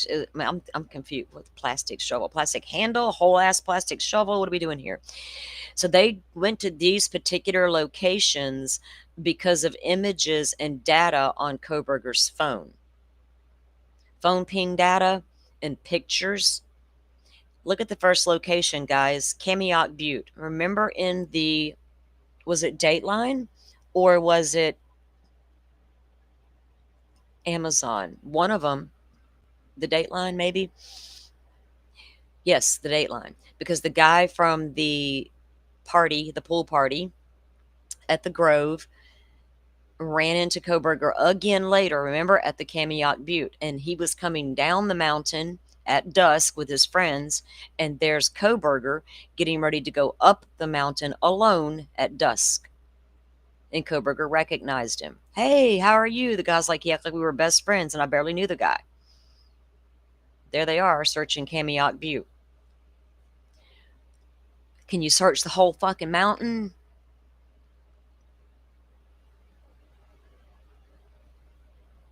Then there was Colfax Park, Clemgard Park. So those are 3 areas he must have visited. Oh, look, Wee, east and west. Johnson Road, Stanley Road. Each sample was placed into a clean container covered with a paper filter and then later sealed with evidence tape. I placed all the samples into the original hard case with a list of above location information and sample numbers sealed with the evidence tape.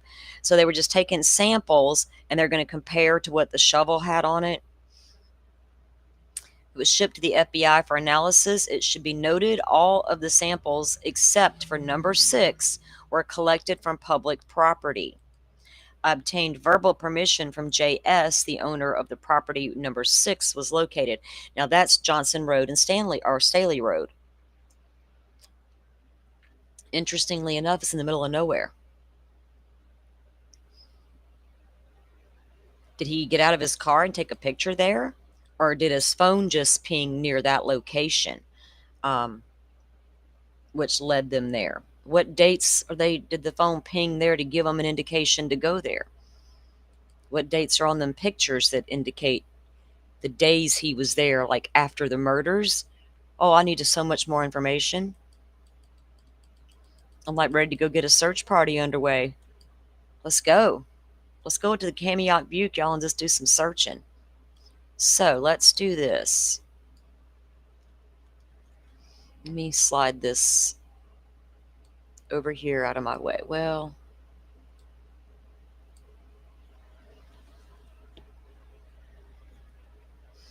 I think I need another notebook. I ran out of paper and I don't know how I did that. And I was at the store yesterday and didn't even think to grab. Look, I love my little note thingy here. I need to just buy it in bulk, I think. Every time I turn around, I'm like, I need some paper.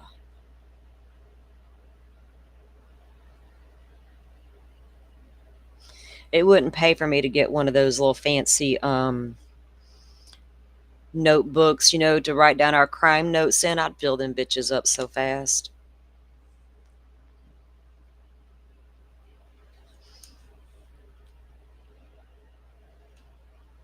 Hang on, guys. I'm just writing something down, so I need to take this off the screen for a minute because I want to show you guys something.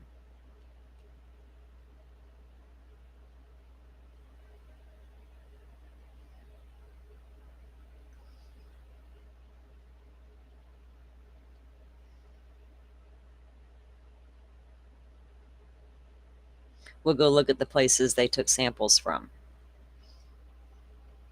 Y'all want to do that? I do. Okay.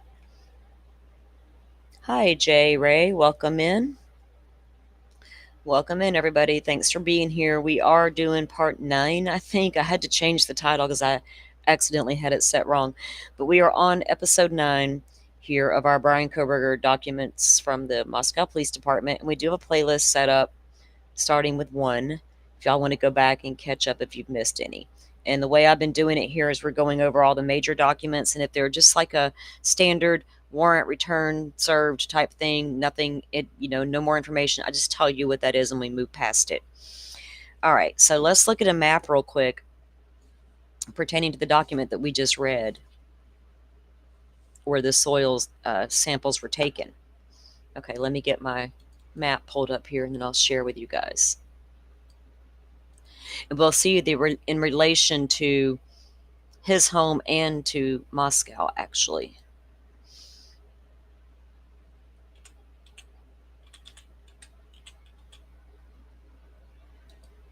Okay, the first one I'm going to pull up is this Johnson and Stanley. But it comes up near that one park, that Clemgard Street. Wait a minute, I did it wrong. Whoa, come here. Here we go.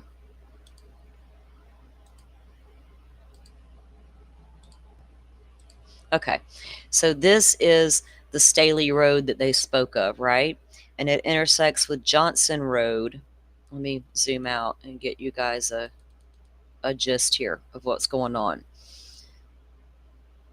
Okay, up here, over here, if you guys can see my pointer, this is Moscow over here.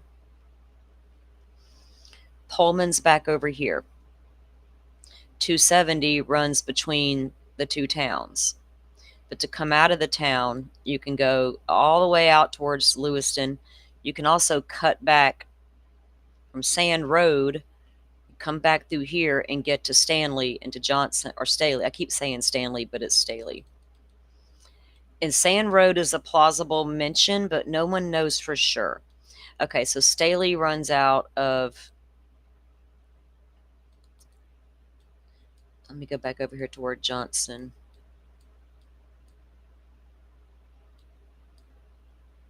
See where the 195 is there, and Staley runs through this back area here and comes down past an airport.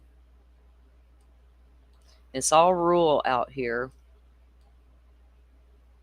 Then it comes up here and merges. Let's see. I keep going too far. Right? Okay. Here's Johnson Road in Staley. This is the area they went out and took a soil sample test at on private property. Did he just happen to stop out there, right? Did a phone ping? Do they have a phone ping out here? We know he was pinging out in the Johnson area, the Busby Johnson area, according to the PCA. I don't know. I mean, and then this also connects back to Sand Road, which is also a location of interest as well. So they're out there taking samples from that particular spot. Let's go look at where that other place was at. I don't know, with it being a piece of private property there, I wonder if they just went on the side of the road and took a sample, right? Did he take a picture of that spot when he stopped, or was it just a phone ping that led them there, since they said they did get the information from his phone, which is curious. He left there was some information on his phone and some not. Interesting, right? So here's the Kamiok. We reviewed where this was at when that was brought up in that special, where the mountain was at. And I'll show you guys in relation to where Kohberger lived in Pullman.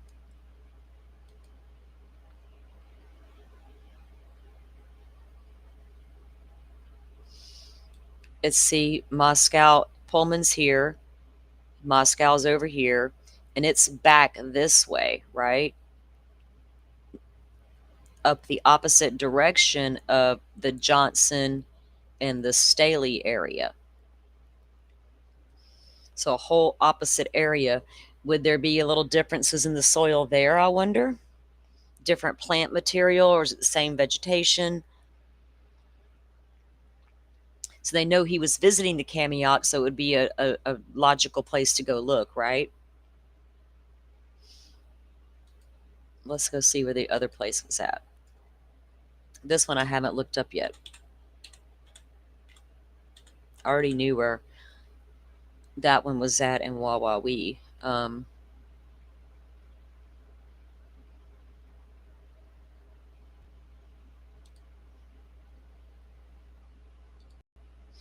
Okay, this one, let me back up a minute and get our bearings here.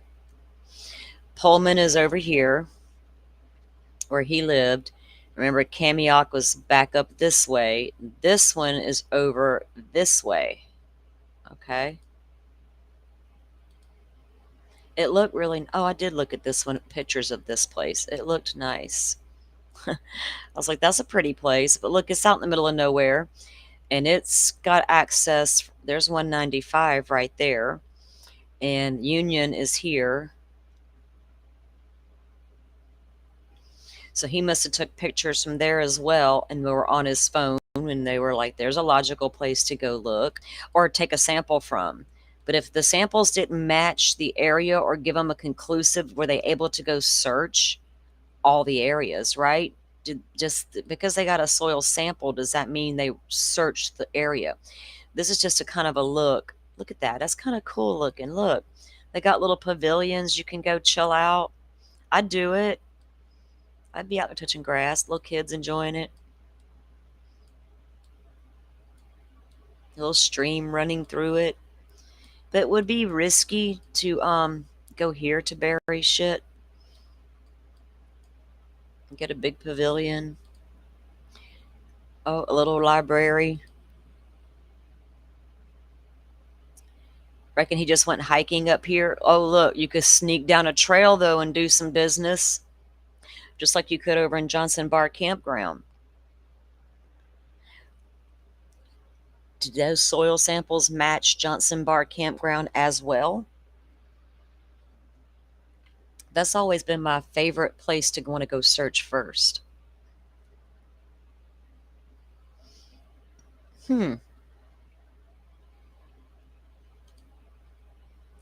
Well, if he was into hiking like they say, there's no telling where he put those darn things. And there is that unaccounted time, the 13th, that evening, 5 p.m. to 8 p.m., Kohberger's phone went offline again for 3 hours. Law enforcement doesn't know where he was at. They didn't make him even say that, you know, like, tell us where you were during those 3 hours, dude. Oh, this is not far from... Oh, that's not it. That's the street, not the park.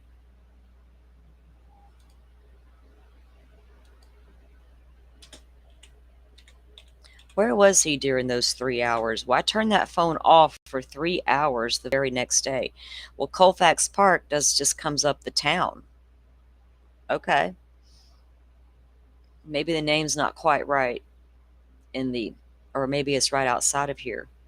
There's Lookout Park, Whitman County Parks and Recreation. Oh, this is like a whole different area. Memorial Park, Ells Park, Colfax RV Park. Okay, so they went into this area. Skate Park, Little League Park, the Country Club. All right. Y'all get down out here with your country club sells in the middle of nowhere. Probably a really nice area to go into the parks. But anyway, they got a soil sample from this area apparently somewhere. Let's back out again. Let's back out. I could. Oh, goodness. Steptoe. The name of his apartments were Steptoe Apartments. So that area, though, is in relation to Pullman, is down here. Pullman's down here. Kamiok over here. Klemgaard back over here. And then this area that they were looking at, Schmuck Park. Look good, Lord. They need to go check there, maybe. L's Park. Hold on. Didn't it say Schmuck's Park? Look at all the damn parks right there.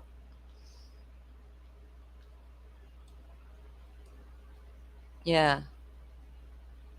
Schmuck Park. I'm just curious now. Not got to see it.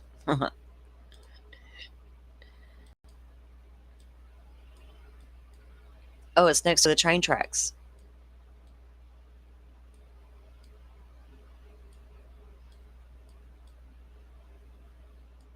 What is that in there? Is that a tent? What's going on there? Okay, enough of that. Sorry, guys, we had to go on a road trip.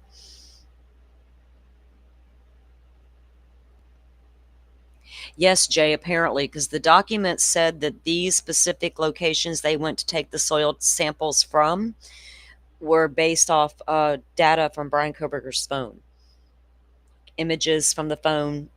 And, maybe remember Ann Kohberger stating at one of the hearings about his alibi that, we knew he went out there, but there would be proof on his phone. She made that statement. He didn't wipe everything except the stuff he wanted found, right? Like pictures of me visiting these parks. But I think he legit did visit those parks, not because he was scoping out a place to bury his stuff, but he was genuinely, I think Brian Kohberger found peace in nature.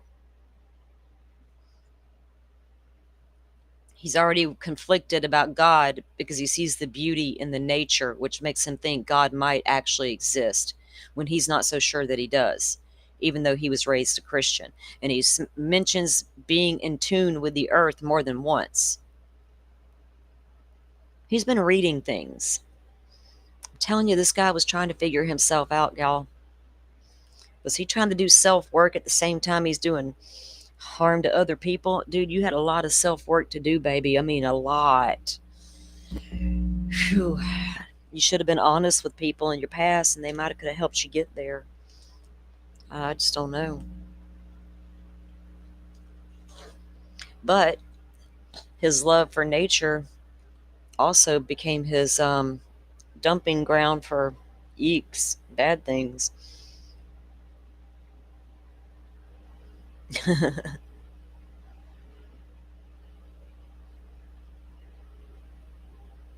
All right, let's see what's going on here next. And I'm going to need more coffee.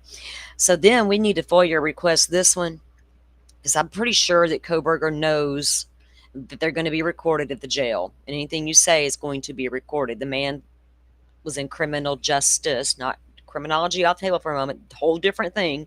Criminal justice studies would absolutely tell you all about the prisons and how they work and operate, right, Kohberger, as well as how county jails function. So you're being recorded when you're in the jailhouse, just like you knew to lawyer up after your small talk was over. Anyway, they have phone calls from the time he was arrested up until, and those are all entered into evidence now. Now, of course, I'm sure he had phone calls with his mom. We already heard the statement about the guy who said that Kohberger would FaceTime his mom. But what they talked about, was it the same kind of conversations that Stearns was having with his mama? Y'all think Kohberger was complaining about, his sleeping conditions and his lack of good vegan meals? Asking mama for some root. Y'all think he enjoys the root beer candy and the coffee like Stearns?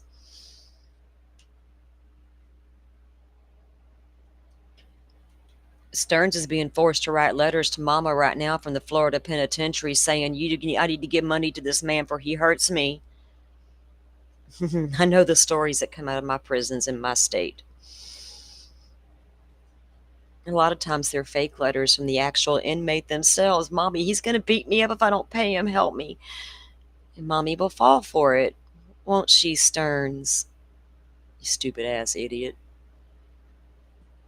Stupid ass. Okay. Number 229 is a Nom Nom video. And Nom Nom is a restaurant, or it was a gas station, right? And I'm going to show you guys where it's at, actually, because I'm surprised that there was nothing on there. Because they say, in the PCA, we got camera footage of this car leaving its house, driving down the Pullman-Moscow highway toward Moscow. We got phone pings, except for when the phone goes offline finally. But this restaurant, when we knew earlier documents about it, but we never knew what was on it. Apparently nothing. Apparently nothing.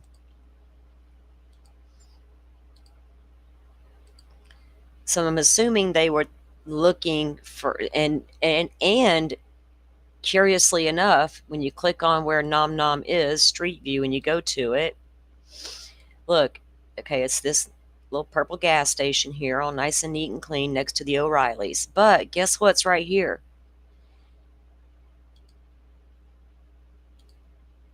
Where he got stopped at Pullman Road and Perimeter by the cop that they just released the video of, the Farm Road stop, and the parking. Remember the shopping center here where they went and got all the video footage from all these stores? Remember the big document we read about all that and the motions in limine? We were like, did that dude park in this freaking parking lot right here and stalk them girls?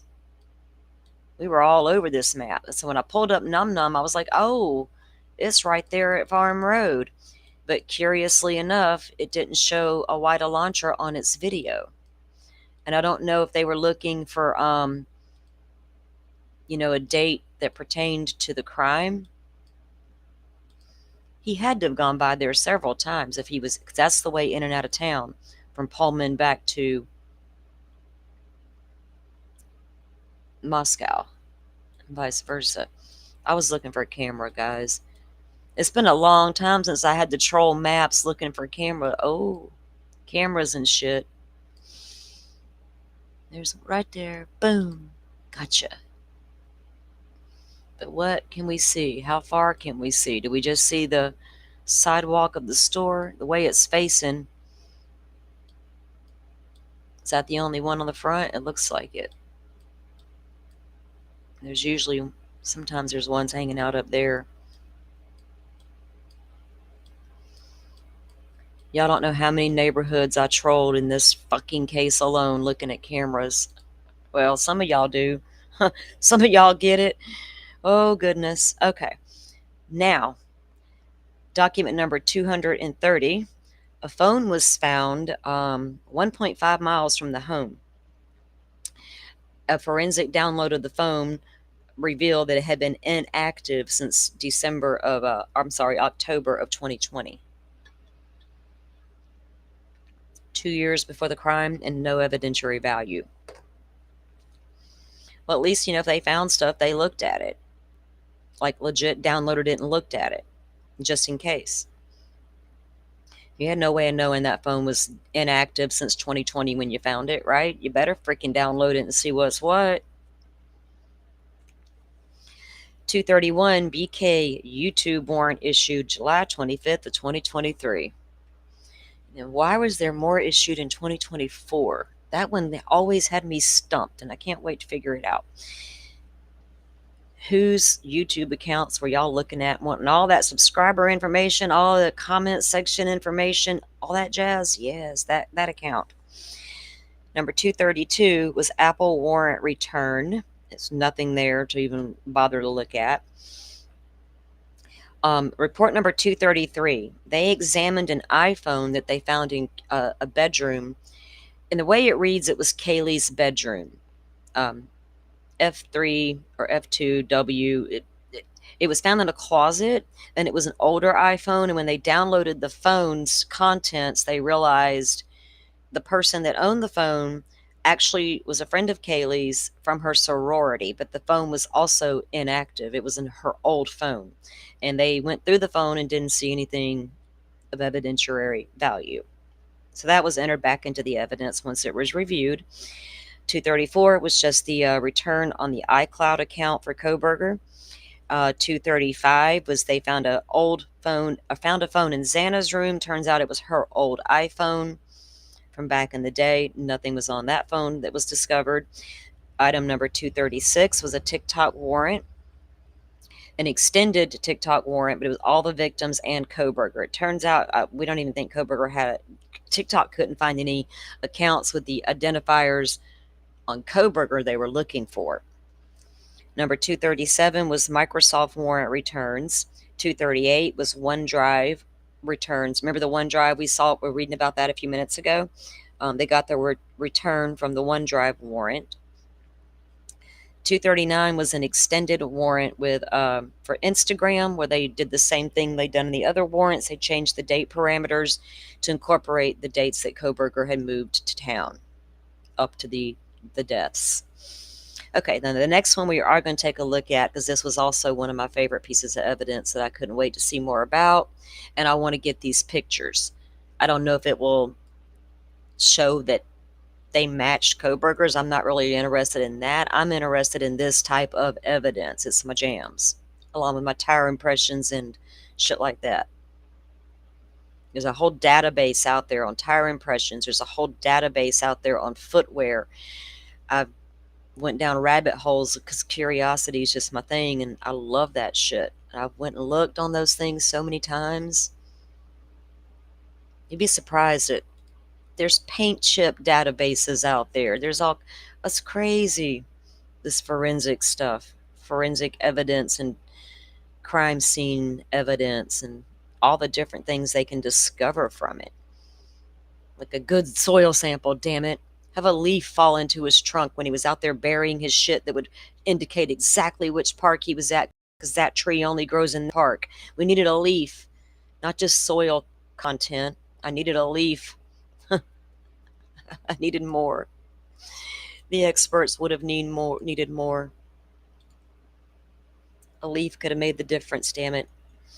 All right, guys, I have to take a quick break. I got to go and refill the coffee and use the restroom. So I'll be right back.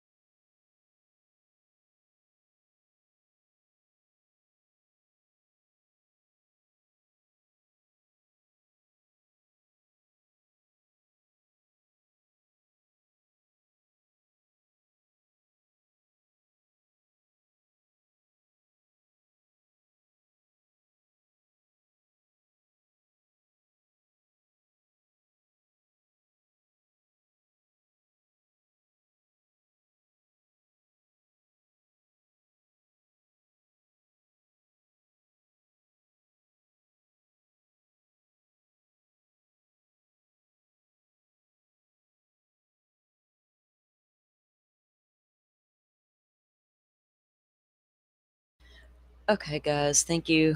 Thank you for being patient with me. Plant debris. I know, right? What is the other word? Joe Schmo's in the chat. You know what all them words are. Tell us, Joe. It slips our minds. Plant material. we'll just call it that, plant material and leaves and dirt. It's dirt, damn it. Okay, report number 240.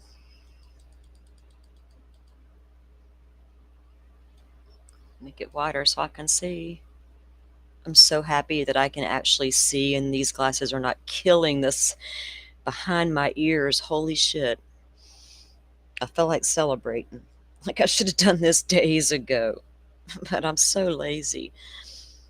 Now, I'm not lazy. I just don't like getting out with people in too much. They drain my energy. Some are super nice though, and I like people like that. It's those energy vampires I have to be weary of. They accidentally get you.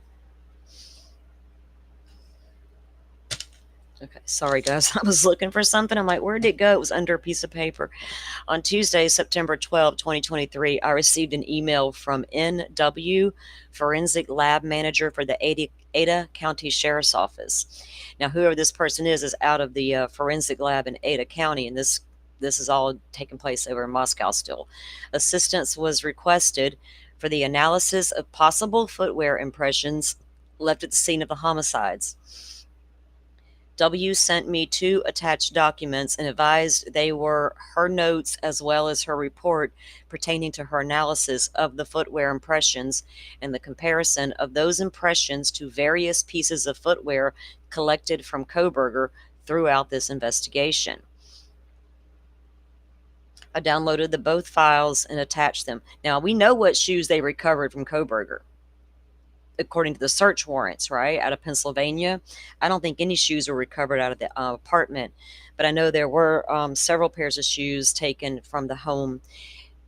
And we also know there was a latent footprint outside Dylan Mortenson's bedroom door.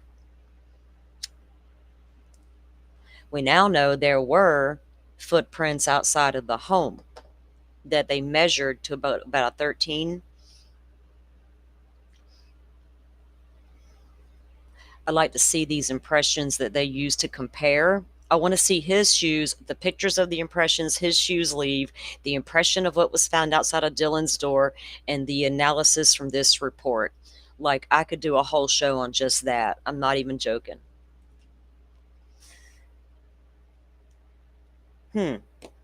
This next one is crazy, y'all. We're going to have to get the popcorn out. Shit, fire.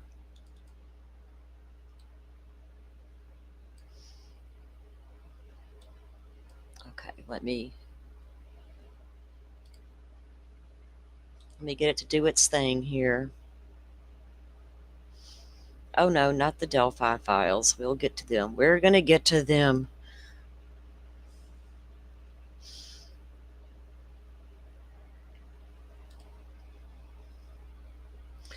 We're not too far away from being done with this packet, guys. It didn't take us too long to move through this set.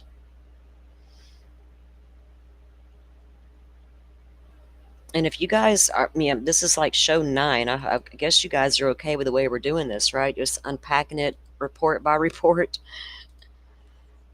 taking it all in.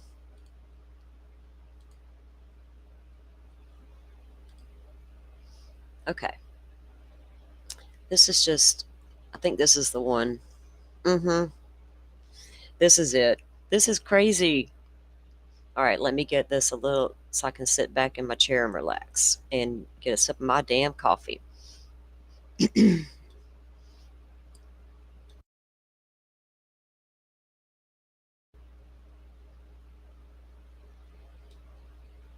Okay.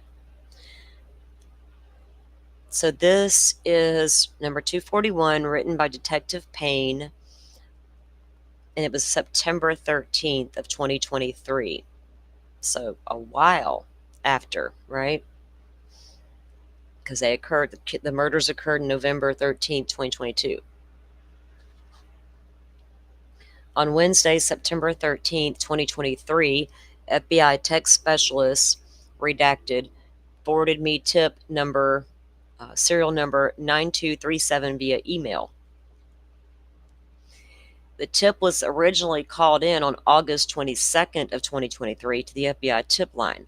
The caller, RT, advised the call taker that he saw a person whom he thought was Kohberger at 1122 King Road on 2 occasions in July of 2022. Kohberger didn't get to Pullman until July of 2022. T advised me that he came to 1122 King Road, as he was a real estate agent looking for property for clients. Now, follow this guy's story, guys. So he's in Moscow, he's a real estate agent, and he's looking for properties. T stated on both occasions he saw Kohberger and Kohberger's father. Really? On Wednesday, September 13th, 2023, I called T on the telephone after verifying his identity via TLO.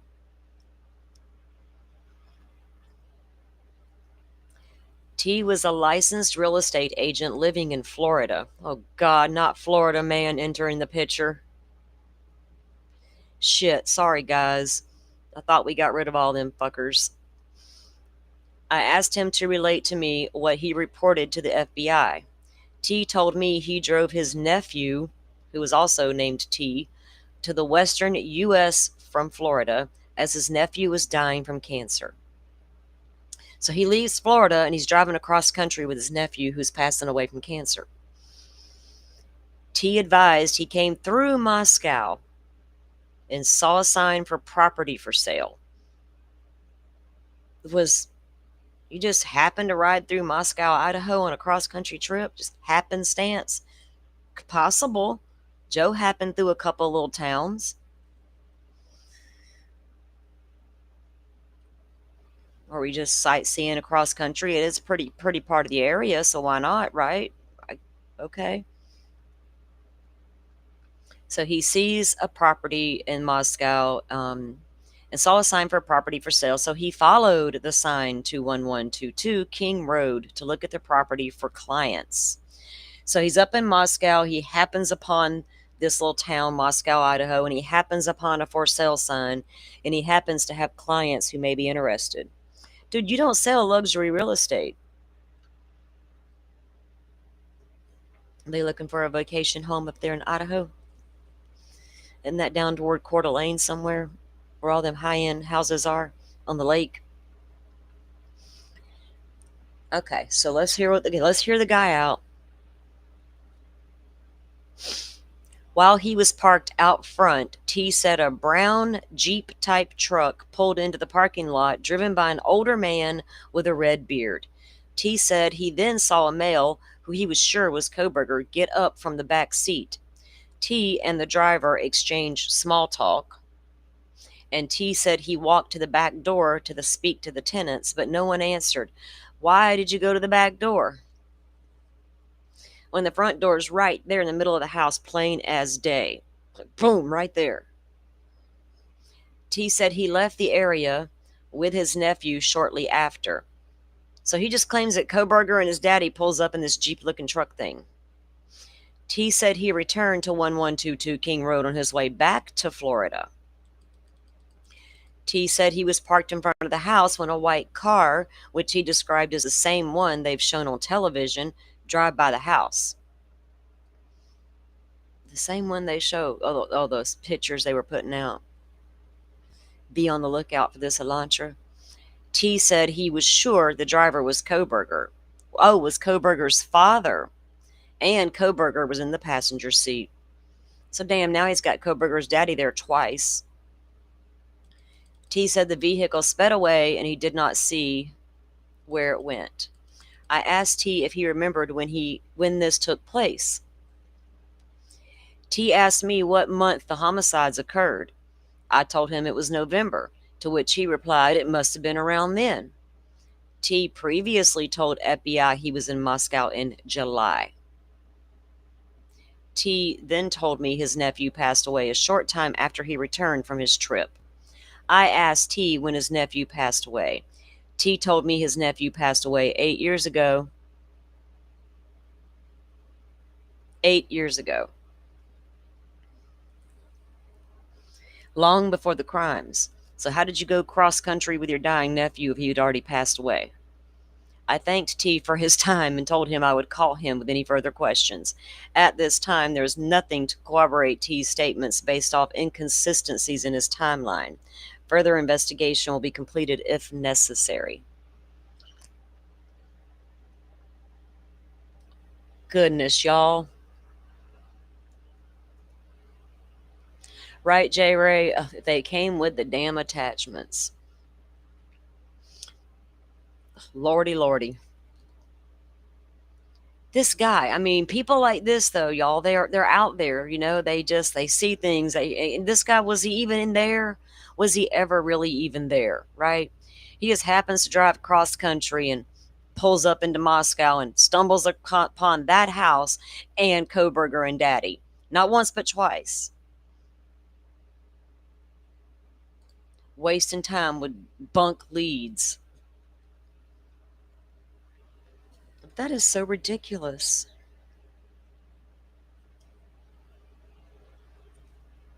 Okay. Let's see where we are in this game. Oh, you know what I didn't check this morning? Let me check something super quick. I also wanted to check on the latest of our little Stearns. I wanted to see if he got in any trouble or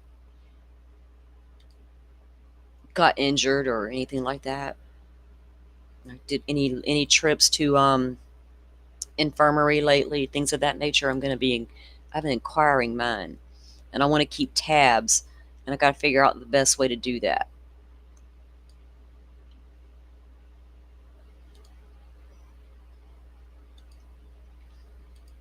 Because I got to make sure this guy's stay in Florida State is enjoyable. It's my goal in life.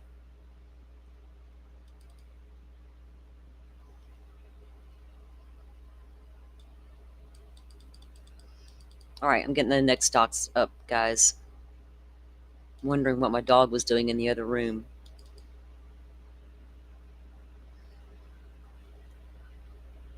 All right. Now I haven't reviewed up to this far yet. So we're going to have to unpack this together, whatever this is. Let me see what this is. Let's pull it up and read it.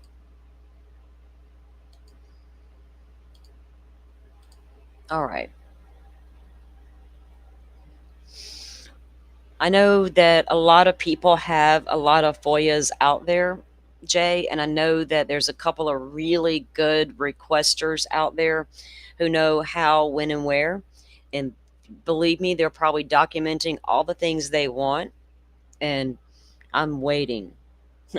And in fact, I know a couple of them have a few out already for some specific things, so I'm keeping an eye out, and I've got some requests in as well. I'm going to have to put some more in because my list is growing. But I know that everybody's on top of it, and once they start releasing it, everybody will get it. So it'll be coming down.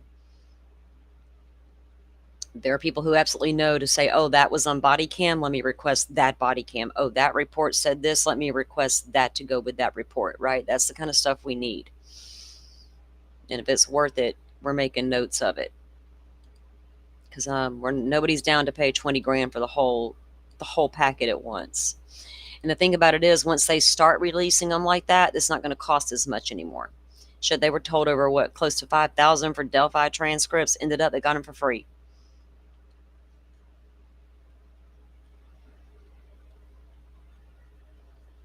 Oh wait, did I pull up the wrong damn one? I did.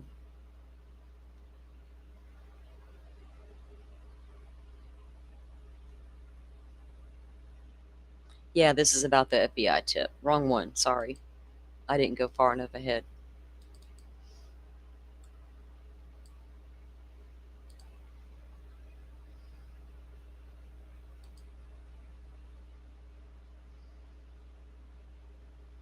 I wonder how close Kohberger is. They don't house, so death row inmates aren't housed with like the lifers, like Kohberger versus Chad. He's not going to be in the same block there with Chad, with old Chud. They can't have no conversations about how pretty Lori was back in the day with her hair.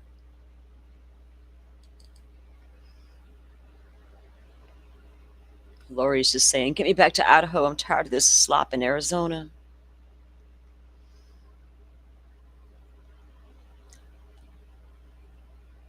I wonder if Chad's kids pay for special meals for Lori and Chad, because I don't think anybody else is going to offer Lori a special anything. Who's paying for her commissary? Is Lori the broke bitch in prison? That'd be so funny.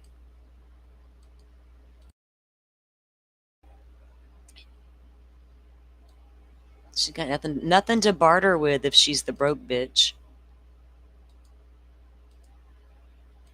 Okay. Oh no, Lori probably trades beauty tips and I'll do your hair for this and that. I got you, Lori. I figured you out, Lori. You hustling in the jail. All right, number 242. On Tuesday, September 26th, I received an email from CW, Administrative Assistant of the Forensic Science Law Unit within the FBI. The email contained a secure link for retrieval of the SNP DNA profile created by the FBI referenced this investigation. On Wednesday, September 27th, I accessed the portal and downloaded the file. It was provided from the above source. What date? On the 27th? September 27th of the 2023. You got the email from the FBI on the 26th. When was Ann wanting all that FBI information? Two-way requests were done. All that was done in the cast viz shit, though.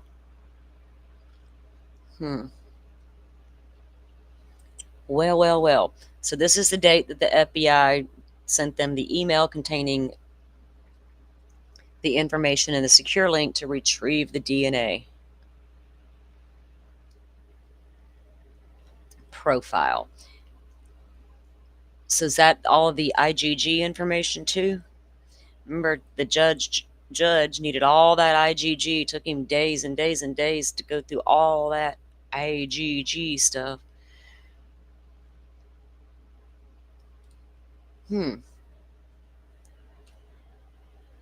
Anne was looking for chain of custody issues with that DNA.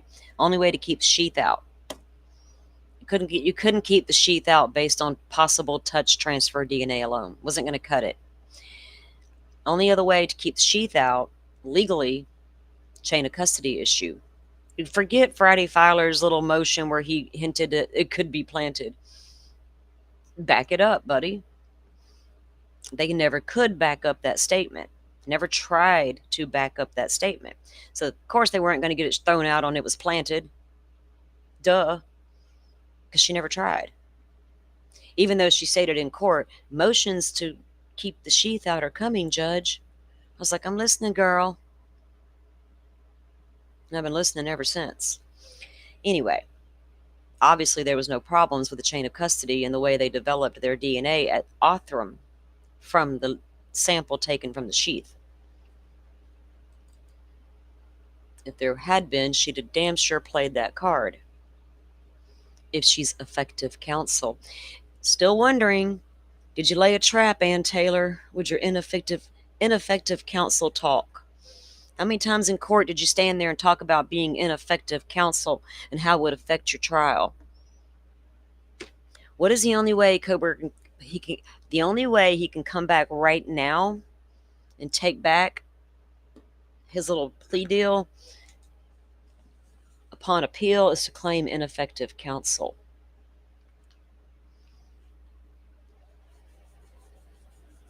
So is Ann stupid or is she smart? I don't know yet. We'll see.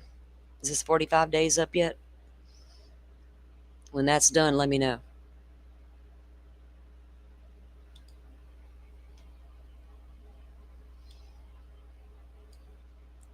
It'd be the stupidest move she ever made, in my opinion, but you never know. What do I know? I'm not a lawyer like her. She might have been like, oh, this case is too much and I made a fool out of myself. I'm backing out now while the getting's good. No comments. Ever.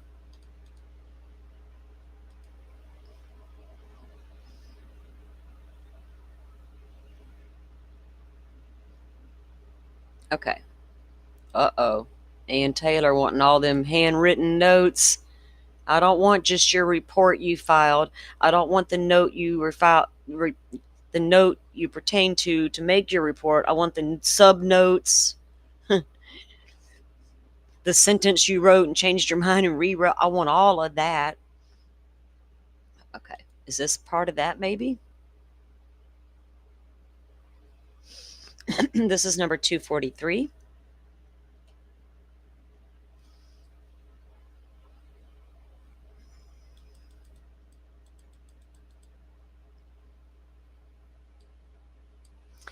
On 9/28/2023, I reviewed my file cabinet and located handwritten notes I took on 11/13/2022 when I responded to the homicides. I scanned these notes and digitally attached them to a PDF titled Nunez On Scene Notes to the Case on 9/28/2023. That's when he went through, because they had a court hearing about all this when Ann was like, I want all of this and I want the notes and da-da-da.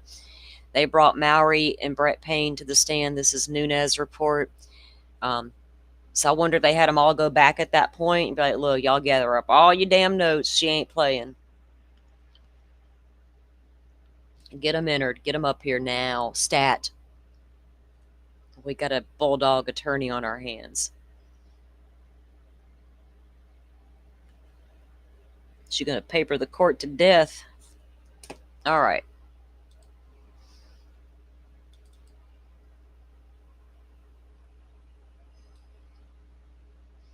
I'm curious to see when and if Ann Taylor will give her first interview, because I'm so open and willing to give her a full listen, right? I'm willing to listen to everything that woman's got to say on her whole entire defense strategy and why. I mean, I'm cool with her being a defense attorney. I don't got no problem with it, but I'm so super curious to hear her side of it.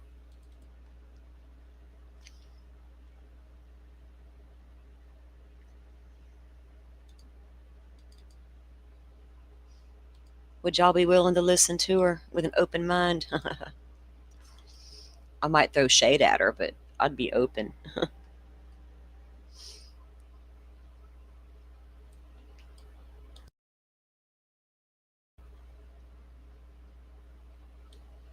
Okay.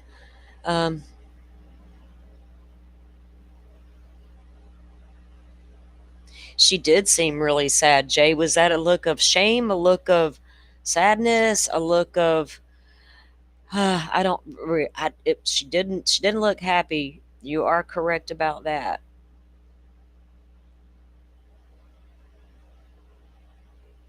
The Othram lab pointed to brothers.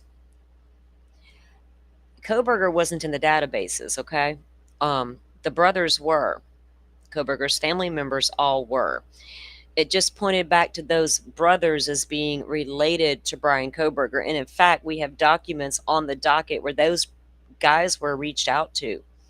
They didn't want their DNA used to create a tree back to Kohberger. Put the brakes on that immediately. All of a sudden, Othram is shut down and everything goes to the FBI.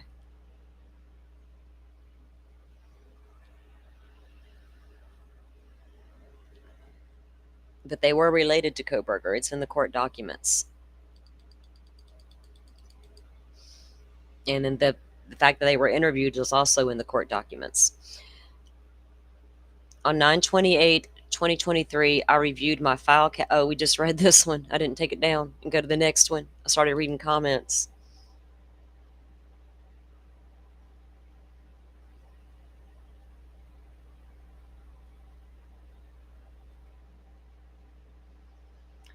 You think Kohberger told her he wanted to change the plea? Because all accounts point to the defense approach the prosecution. Did the defense approach Kohberger, or did Kohberger approach the defense? I think the conversation was had once it was realized we got to put your whole family under the bus to say you didn't purchase that K-bar through that family shared Amazon account on that family shared computer. Remnants of the Casey Anthony case. Would Kohberger allow them to do that to his family? I don't think he cared about the sisters, honest to God. I'm on the fence about the daddy, but mama was a different story. I don't know. What did provoke the change of plea from standing silent and my client's innocent to we did this. Yeah, I'd like to know what prompted that as well. I don't believe it was the theory out there that he knew he couldn't beat the state, so he gave in to save his own life. Bullshit.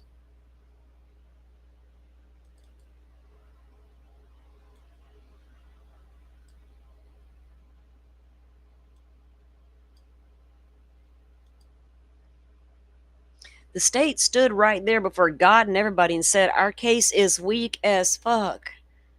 We got a sheath with some DNA. But the guy still pled guilty. So I'd like to know how he thought he couldn't win against the state. You couldn't win against your own damn DNA being at the crime scene? Hell yeah. Quit twisting it. Y'all stop twisting the facts. Not y'all, but y'all know what I mean.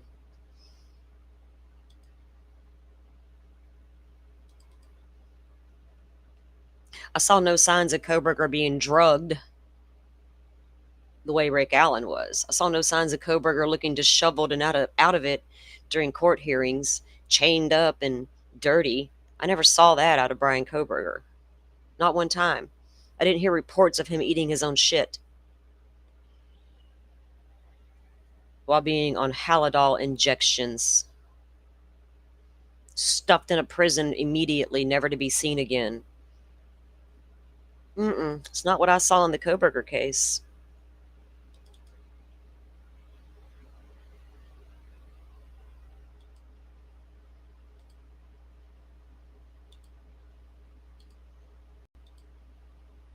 Okay, this is report number 244.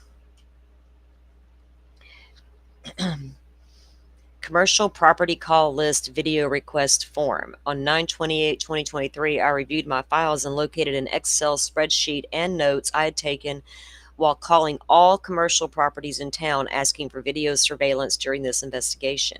I scanned and attached both spreadsheet and video request forms I filled out. Now remember, all that Ann Taylor's got all this data she's got to go through, all these terabytes. Oh my God, all these videos from around town are in that dump, ma'am. And they hadn't got any videos. She'd have been like, look, they didn't get no videos, y'all. Now she's over here, oh God, they got too many videos. Oh God, your car's all over the place around that house. Dude, what are you doing? Some of this shit's comical to me. I cannot help it.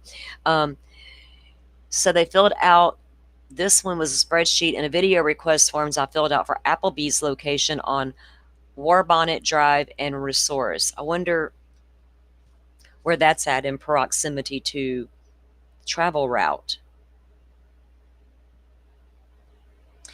Now, the fact that they did have a lot of video of this car moving around town and all the cameras that were really located at the intersections of these red lights and ring cams, none of them could show an accurate depiction of this car, a clear picture. I wonder if they went back and got daytime videos like the day before, right? When they know the videos were still there. And they see Kohberger moving around during the daytime in that car. Right? You're going to be able to see the dude go into his parking lot in his damn complex and drive out and drive around WSU campus and park and go through town doing his shopping. Did they review videos going, oh, there he is, there he is, there he is. Now let's compare. I sure enough would have. And I'm not even an FBI agent. Well.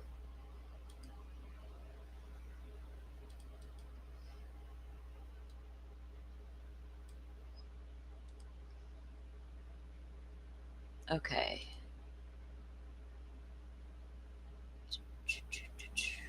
We are getting closer. All right.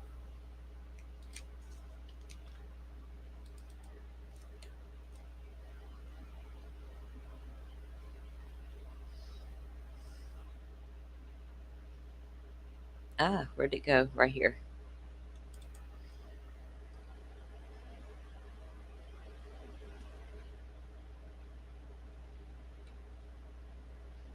This is going to be report 245. I almost said 255. Oh, goodness gracious. All right. Let me get that up here.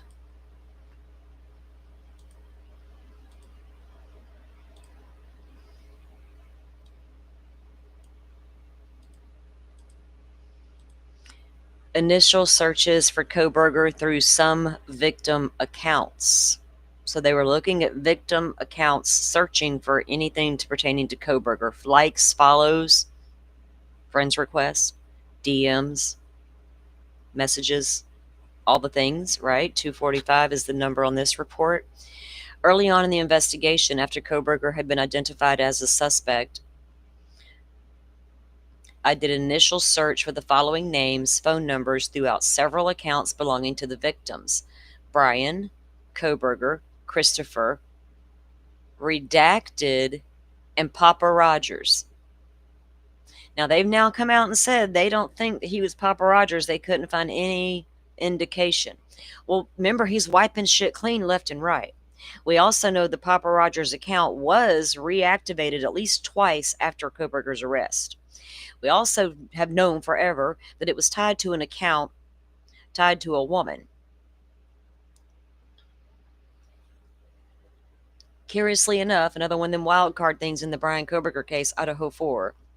This weird ass account called Papa Roger with this weird image of a guy who looks like Brian Kohberger that knew things about the crime scene that nobody else would have known. A sheath was left at the crime scene. How'd this lady know all that? Good guesses? Secret cop? Law enforcement won't cop to be in Papa Rogers.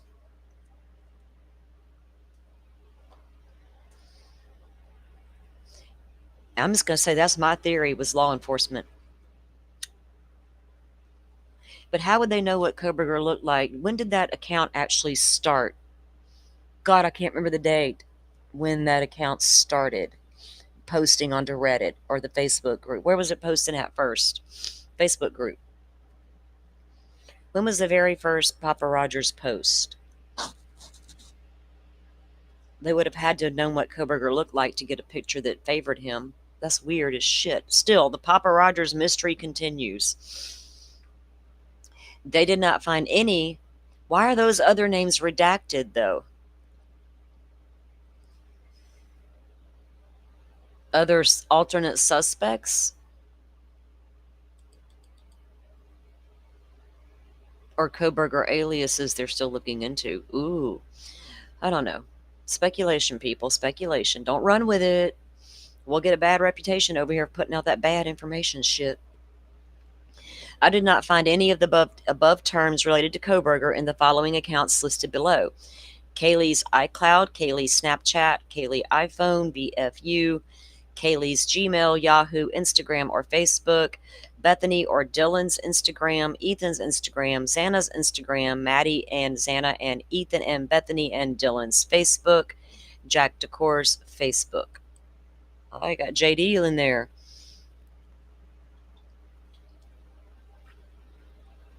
Did they wonder if Kohberger and JD were cohorts?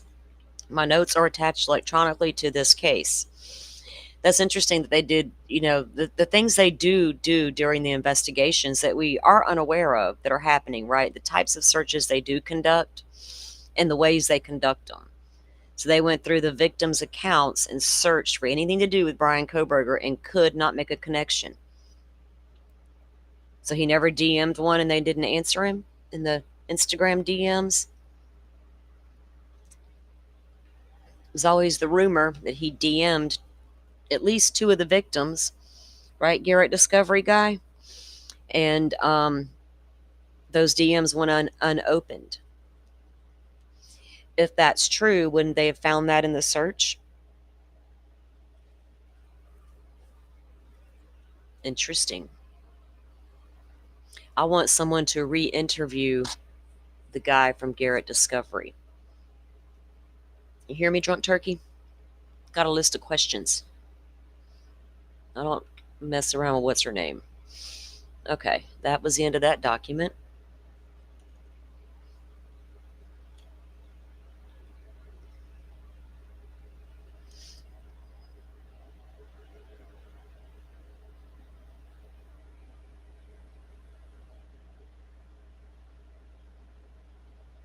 I'm just making a note of something, guys.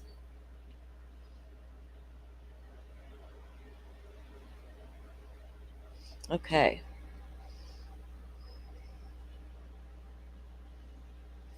Yeah, Tony. I mean, there was just a couple of guys. I mean, you know, I don't throw no shade at Kaylee for doing whatever she was doing. She talked to a couple of guys apparently, but you got to give her age, give her. So what if she dated a few guys they were looked into, you know?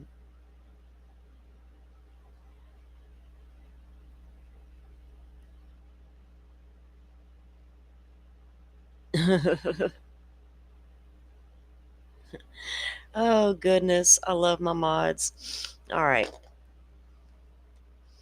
Let's move on for a little bit longer, and then we're going to wrap it up because we will come back this evening. I want to start watching that trial. Like, I know it's not going to last long. They got a lot of evidence against that lady. I'll be surprised if it goes long. If I had honestly known it was happening, I probably would have tried to take my butt down to the courthouse because I wanted to look at that lady's face. I could have went all boots on the ground like Joe Schmo, guys, and missed my opportunity. Damn it, man. It's okay. I'll sit here at the comfort of my house because I'm a good hour from the court. Well, maybe, yeah, at least an hour from the courthouse. And I don't like that courthouse no house. It's got cops and stuff around it.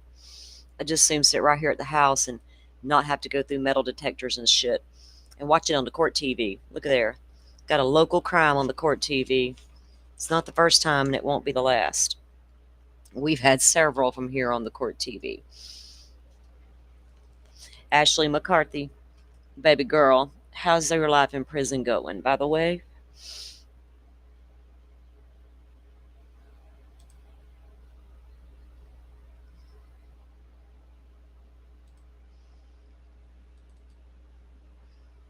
Okay, we are down to number 246.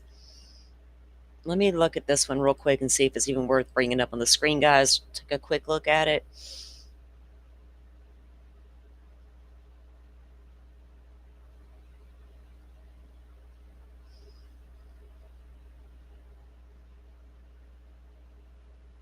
Okay, let's pull this one up because apparently it's an interview with somebody from Pullman.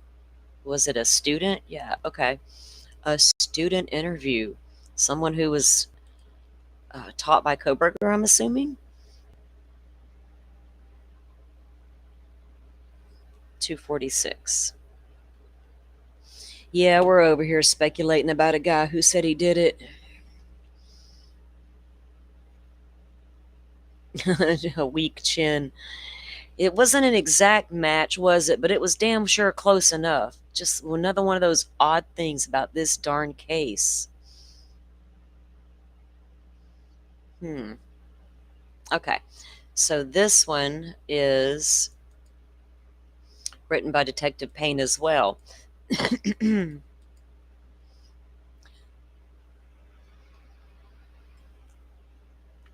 On Tuesday, October 10th, 2023, I met with WSU student KC. Now they're going to refer to as L. Okay. In reference to this case, I was accompanied by FBI agent Hill for this interview, as well as FBI interpreter who was present via phone.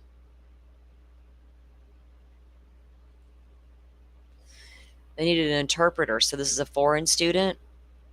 This isn't the girl with the apartment. What was her initials? The little Asian girl? Okay.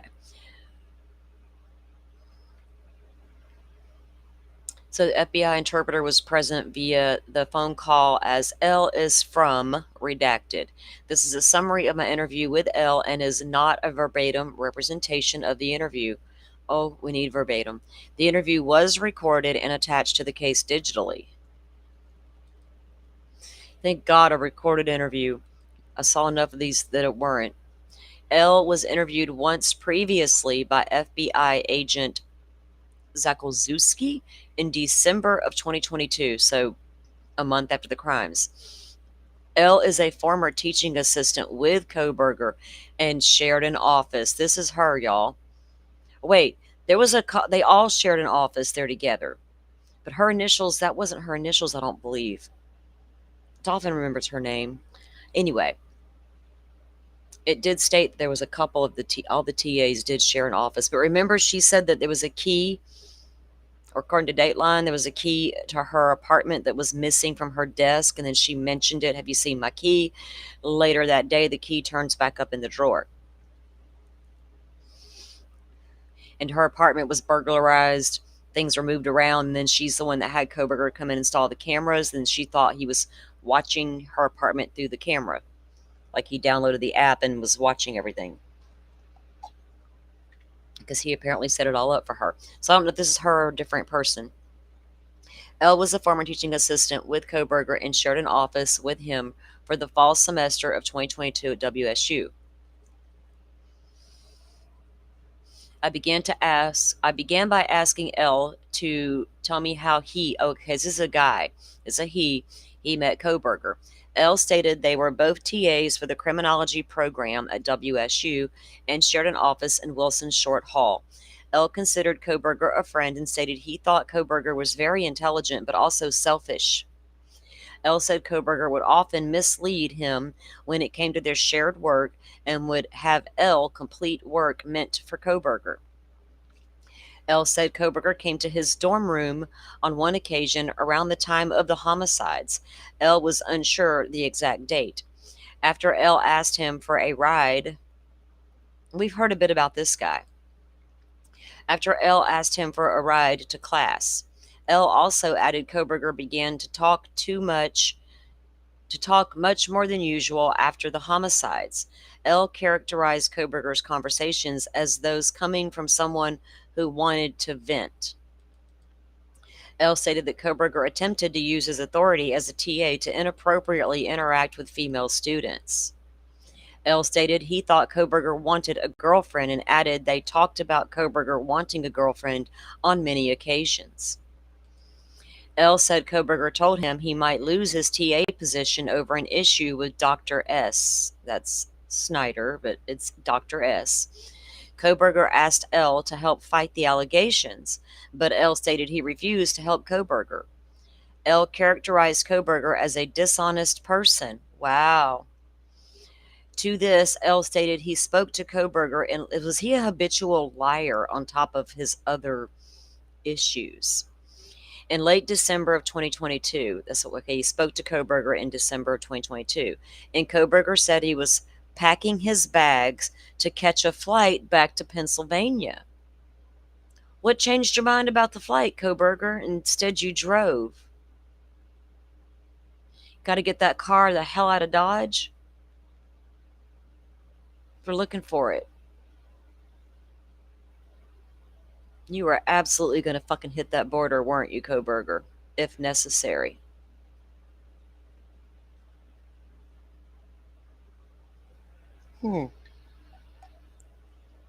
Elle later learned Kohberger had been back in PA for some time and drove back with his father.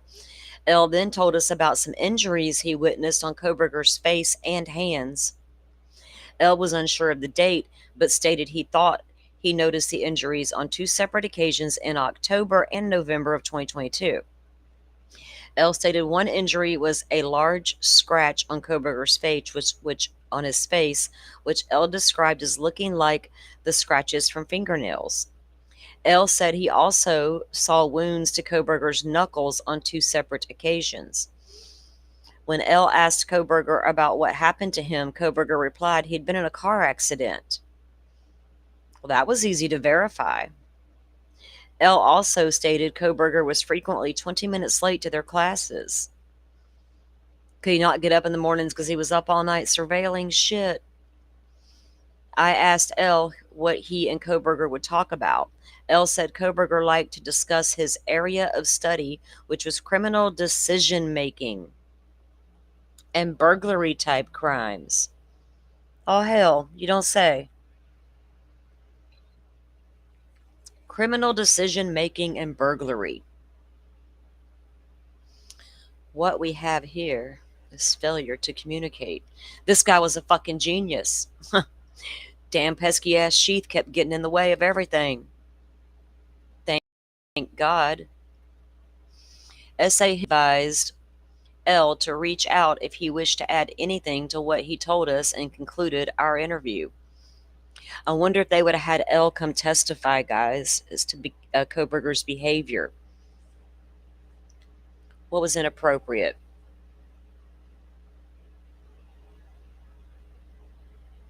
The janitor done it. Oh, shit.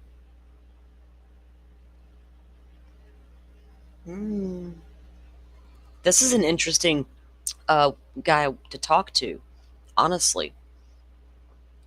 The things he said about Kohberger, though, dishonest. He was making this guy do a bulk of the work, wanted this guy to help with his battling his little TA position situation, planning to fly back.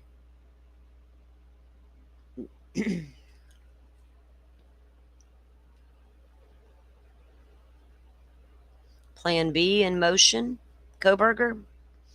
Because don't tell me you didn't have plans for afterwards just in case, especially when you realized you lost your sheath. You know Plan B had to kick into high gear at that point in time. You couldn't hide out at Mommy's house and think the cops were never going to come. And if they did, Mommy was going to keep them away. You weren't going to stay there for long.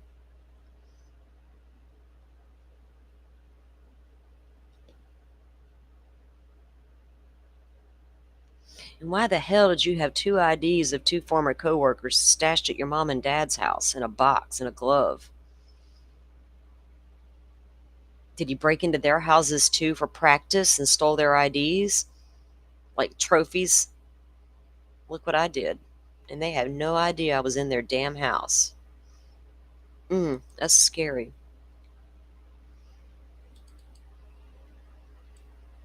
You know, I've always been and my son, it drives him crazy. And he didn't realize how bad he forgot, I guess, because he grew up with me, obviously. But when I moved back in with him 3 years ago to help with the grandson and all, I can leave my house and I come back, and I swear to God, if this kid moves one thing or my son moves one thing, I doesn't care if it's a half an inch, I'm going to notice it was moved. It doesn't mean I'm upset that it was moved. I just noticed that's been moved. Now I'm looking around my house going, who's been in my house, right? Are y'all in tune like that?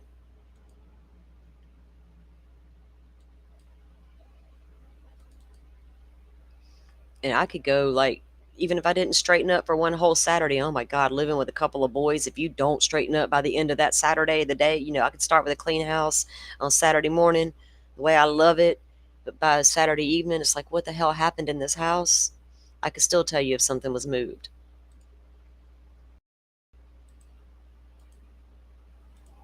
Okay. Oh, shit. I just pulled the same one back up again. How many times am I going to do that today? That's twice so far.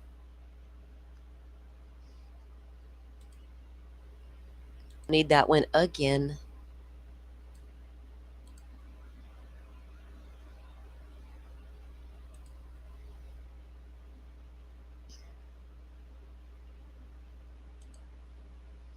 All right, here we go. Let me see what this one is.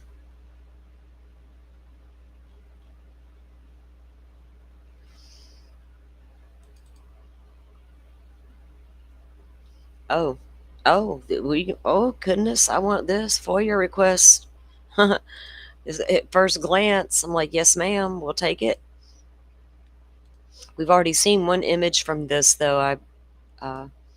Somebody in Washington, or Pennsylvania, rather, gave it to Kana Wentworth over at ABC.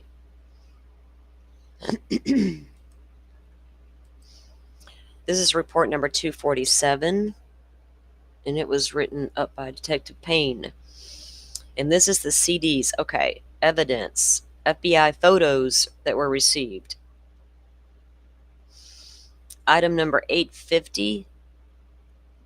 I need to... Okay. 850 CD Kohberger photos from the PSP barracks. That's the Pennsylvania State Police Barracks.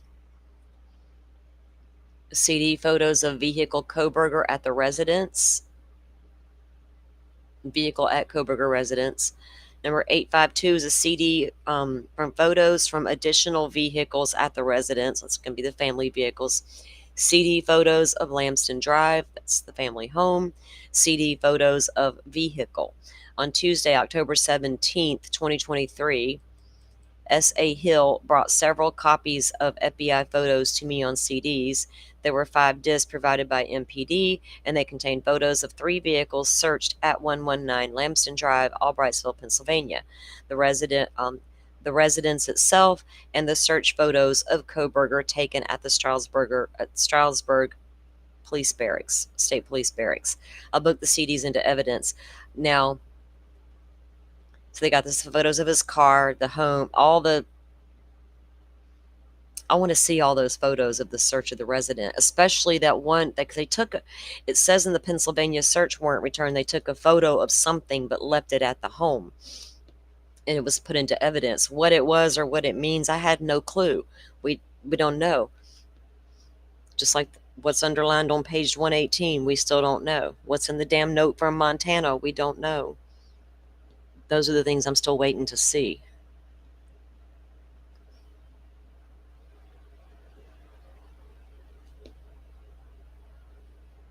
Okay. How y'all doing, chat? Hey, Firefly. Did who mark their liquor bottles? What is she talking about?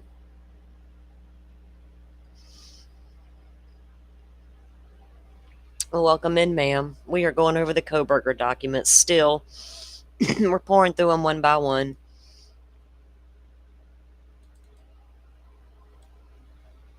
Lots of interesting things, isn't there? Okay, let's go to this one.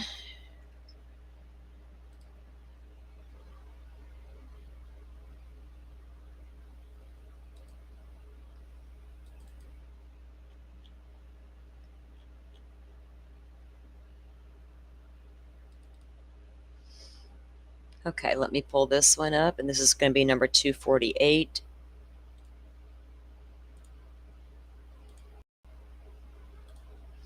Okay.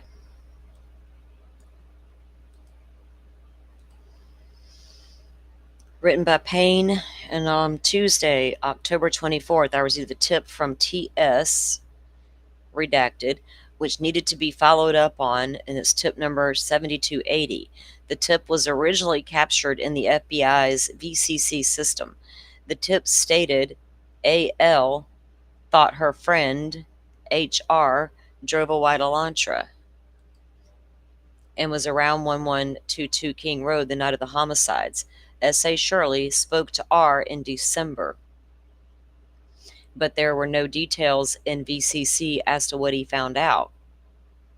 Really? I called R on Tuesday, October 24th, 2023. R confirmed he spoke to S.A. Shirley in December. I asked R what kind of car she drove.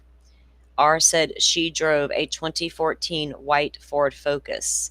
I confirmed this by running R license plate through the Idaho DMV, which showed a white 2014 Ford Focus.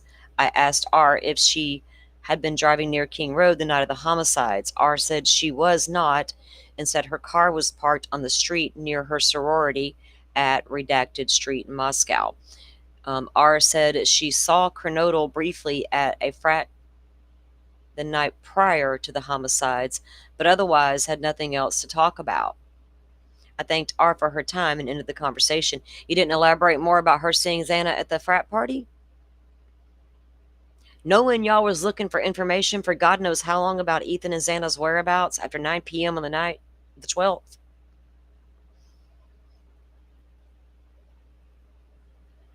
I mean, shit, everybody saw Ethan and Xana at this party all night long, apparently, including Ethan's brother. But the cops came out legit with a press conference. Anybody knowing anything about the movements or the whereabouts of Ethan and Xana past 9 p.m., please contact the information line. Why was it so hard to pinpoint where those two were all night long when people saw them all night long, apparently, according to some of these documents? Even down to the time they came home, but y'all still didn't know what time they came home. I don't understand that at all.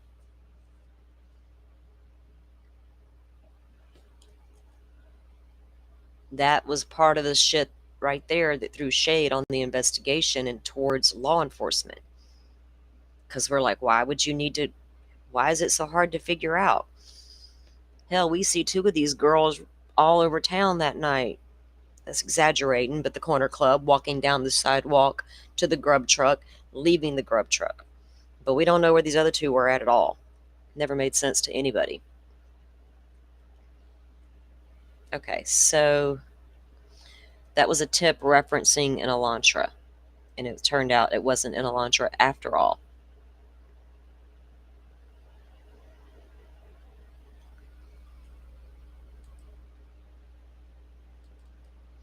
Would y'all feel weird if your friend drove a Elantra and you're like, man, I know it's not them, but they drive that car and they're asking for any car? I mean, what would you do? Would you approach your friend first? Like, hey, we need to talk. They're looking for a car like yours, man.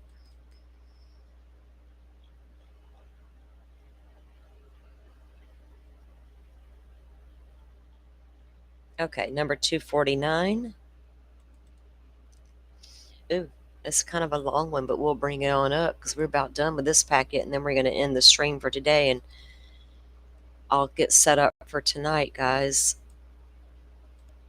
And we can probably, day 1 may not be that long of that trial because I don't know how well they need to take a little bit of time picking that jury, don't they? They've messed it up first time with the crossword lady.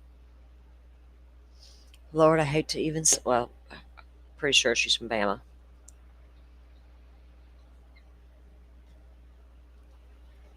Kind of like a Gulf Shoresy accent a little bit.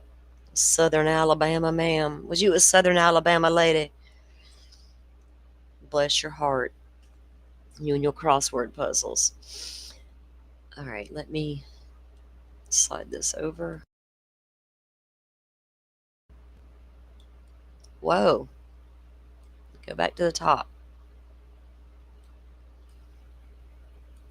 Number 249 by Mowry. Okay, on October 17, 2023, I received an email from the Latah County Prosecutor's Office reference to downloading additional video from the security cameras seized from the residence located at redacted King Road. Can we assume that's 1112? So this is October 17th that this is occurring. And it came from the prosecutor's office. Downloading additional video from the camera. Okay. Previously, video had been downloaded from the camera for approximately a time frame of 2:30 to 4:30 a.m. on the 13th. These videos were downloaded and contained audio. The thud and the barking. Through different methods using forensically acquired data from the camera's SD card, additional videos were downloaded. However, they did not include the audio. I requested to download videos to include audio from the approximate time frames of 4:45 to 1200 hours, November 13th, due to the fact the camera light bulb connection was inadvertently broken previously. Remember when the cop went to put it back and he broke it? A repair to the device to allow it to be powered on was needed. In the email received on October 17, 2023, Defense Counsel Ann Taylor provided approval of the repair. I was waiting on her to chime in when she found out y'all did that shit. Because I don't blame her. Broken what? Camera? Hold on. Defense attorney's dream right there. We got to keep that shit out. It's broken. So anyway, she approved it to repair it. Prior approval was provided by Latah County Prosecutor's Office. I was able to request and receive the camera and wireless router from evidence. I was successful in replacing the light bulb threaded connection to a standard wall plug to power the device. The device powered up and I was able to download videos from 4:45 to 12:05 hours from the device. Upon reviewing the videos, they appeared to contain audio. The videos were saved to a forensic computer located in the secure Moscow Police Department. These videos were constituted using Axon Investigation, formerly called Input Ace versions 3.2.0. These files were placed into Blu-ray disc and placed into evidence. I returned the camera and router to the evidence after resealing their respective containers. And Taylor's like, not so fast with that broken equipment, man. What are y'all doing? Dude, they didn't break it, huh, Ann? Because it shows your client circling his prey. Ugh. Not good. Even though it was grainy, it wasn't good, was it? It's too substantially evidentiary strong. Is that a phrase? Can I just create shit when I want it. I create words and phrases. Okay, let's go look at this other one because let's see.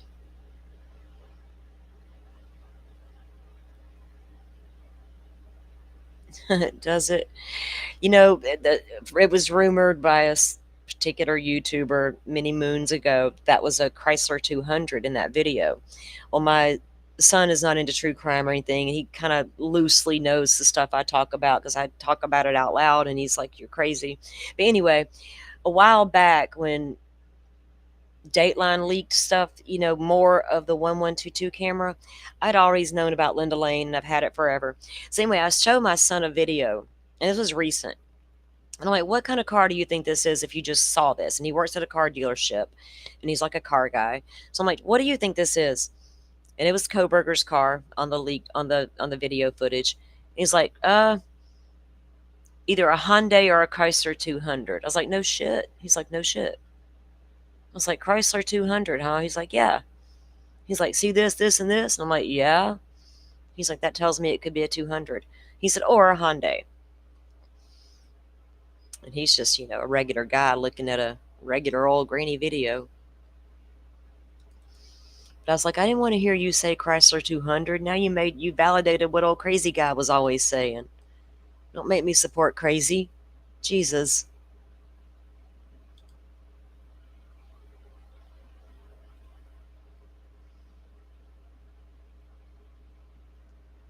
Don't make me support the crazy talk, man.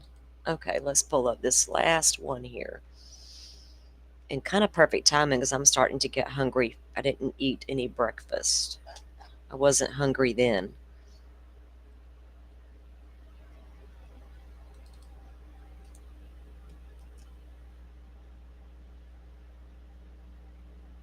I don't know, Jay. They've never been able to prove that was even Murphy barking or what dog it was. We do know, according to some of the documents, that they ran a test, quote unquote test.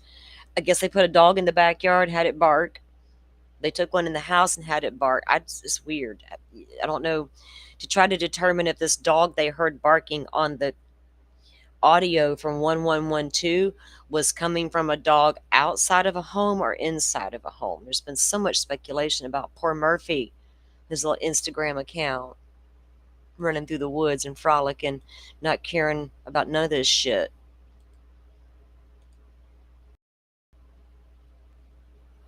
I'd like to ask Murphy, did a guy send to the woods and give you treats on occasion?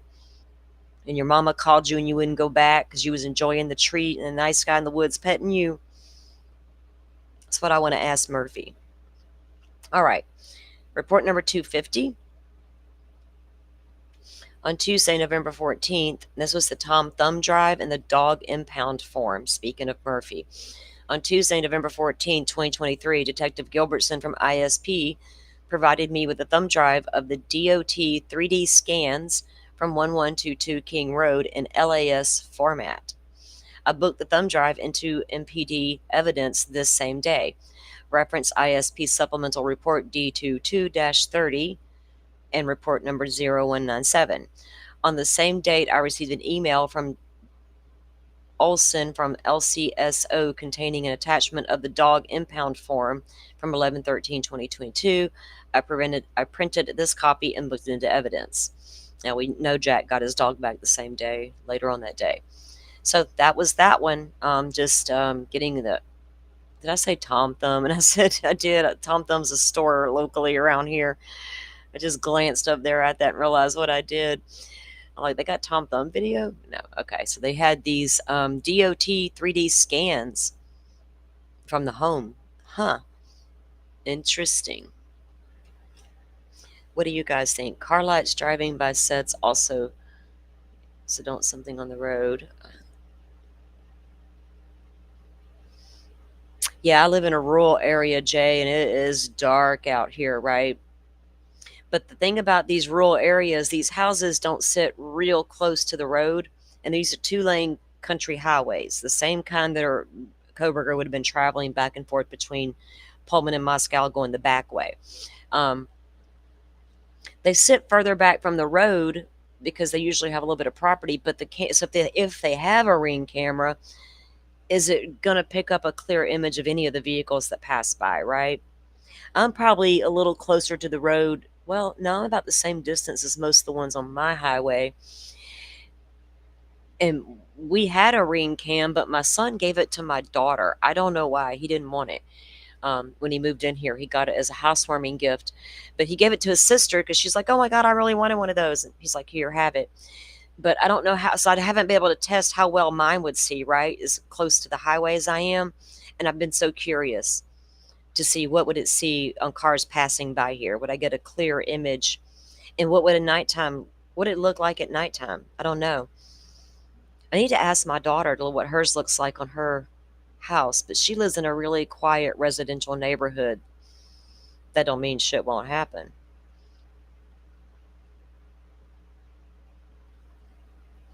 Because out here where I live, I can pretty much tell you where every camera is, and there's not many. But I don't know about the houses because there's, I'm not gawking at their front doors as I pass by. I'm not going to slow down on the I don't need to. Well, if I was a criminal needing an escape route, maybe. But they sit so far back from the road that I don't know how well they could see.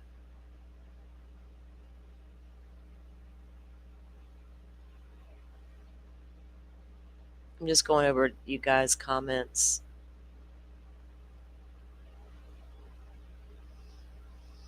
Yeah, there's some shitty cameras out there, and there's some good camera systems out there, right? And if some of these cases teach us anything, it's like some of this stuff is really crappy. But if you're just trying to capture the burglar or trying to get into your house or the porch pirate, are you thinking about how good is this camera going to capture vehicles passing my home, right? That's not going to be your first go-to thought. How well is it going to see my front door and pick up audio there so I know what's going on in the immediate parameter of my home? But these cameras have a wide range of options, right, that you can get. So it would all depend on your needs as to what kind of cameras you install. So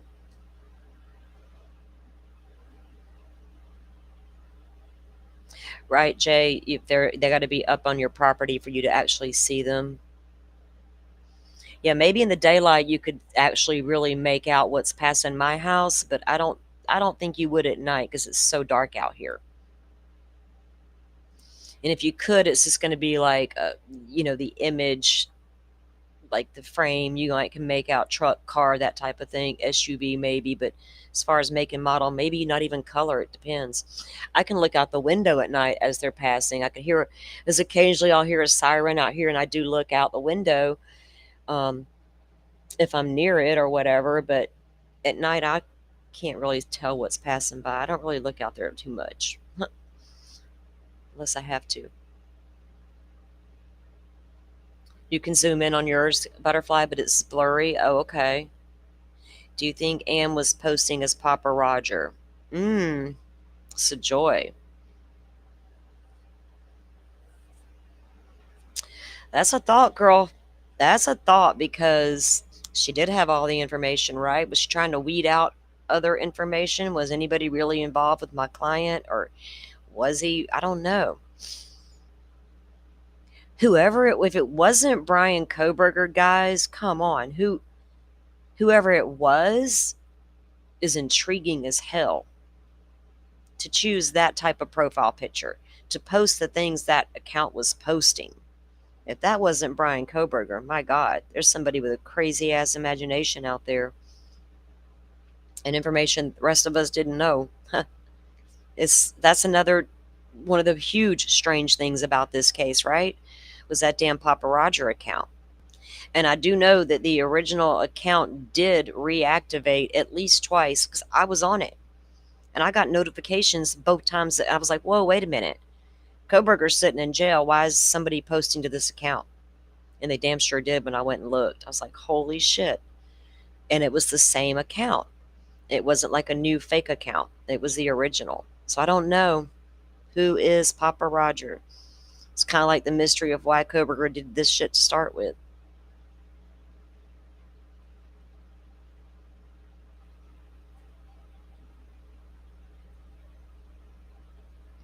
No, she didn't have, yeah.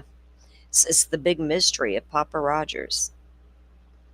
And I don't think I've ever seen anything like that in any other case I've ever covered over like 40 years of true crime. Never like a Papa Roger character in a crime, right?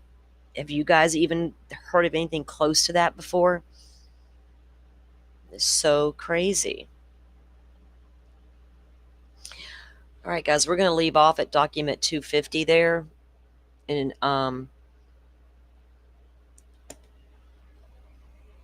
let me see something here. Let me see exactly what's going on here with this case docket thingy. Where are we at in this process for sure?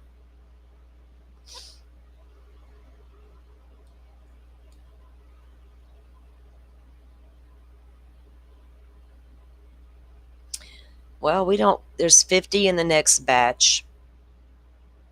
And then like 14, 13 in the following batch. So we can probably wrap this up tomorrow, guys, so we can move into some of the Delphi stuff I want to get to. Okay, so with that said, we'll wrap it up for today here with the Kohberger docs. The playlist is ongoing. If you guys want to go back through all of the documents, we're unpacking them here one by one. And I appreciate all of you coming in all these days and unpacking it with us and being a part of the conversation. We're all about the conversation over here.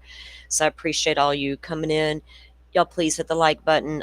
Starting to get more likes, and I do appreciate that because it does help with the YouTube stuff and it helps us grow here, and I appreciate it. Yes, thank you all for coming in. Thank you to all my mods. As usual, you guys are amazing. Love it having you here and you helping me keep up with conversation and all the things. So guys, if you were interested in coming back tonight to watch this trial we were talking about at the beginning of the show, it's a local case that Court TV is covering that I want to cover. So I'll come back tonight, probably no later than 8 p.m. because that's 9 p.m. East Coast. And I don't want to, maybe 6 or 7. My evening is not too full around here. I know that. So is 7 Central a good time for you guys? That's 8 for you guys out on the East Coast. And if you know, well, y'all can catch the replay or whatnot. Anyway, I'll set it up in a little while and we'll get that out there. And I'll be back here tonight with that, guys. I appreciate those who want to come chill with me tonight because I don't normally roll at night. Y'all know that. But yeah, I'm looking forward to a little nighttime event with you guys. So thanks for coming in, everybody. And if I don't see you tonight, hopefully I'll see you back here tomorrow, guys.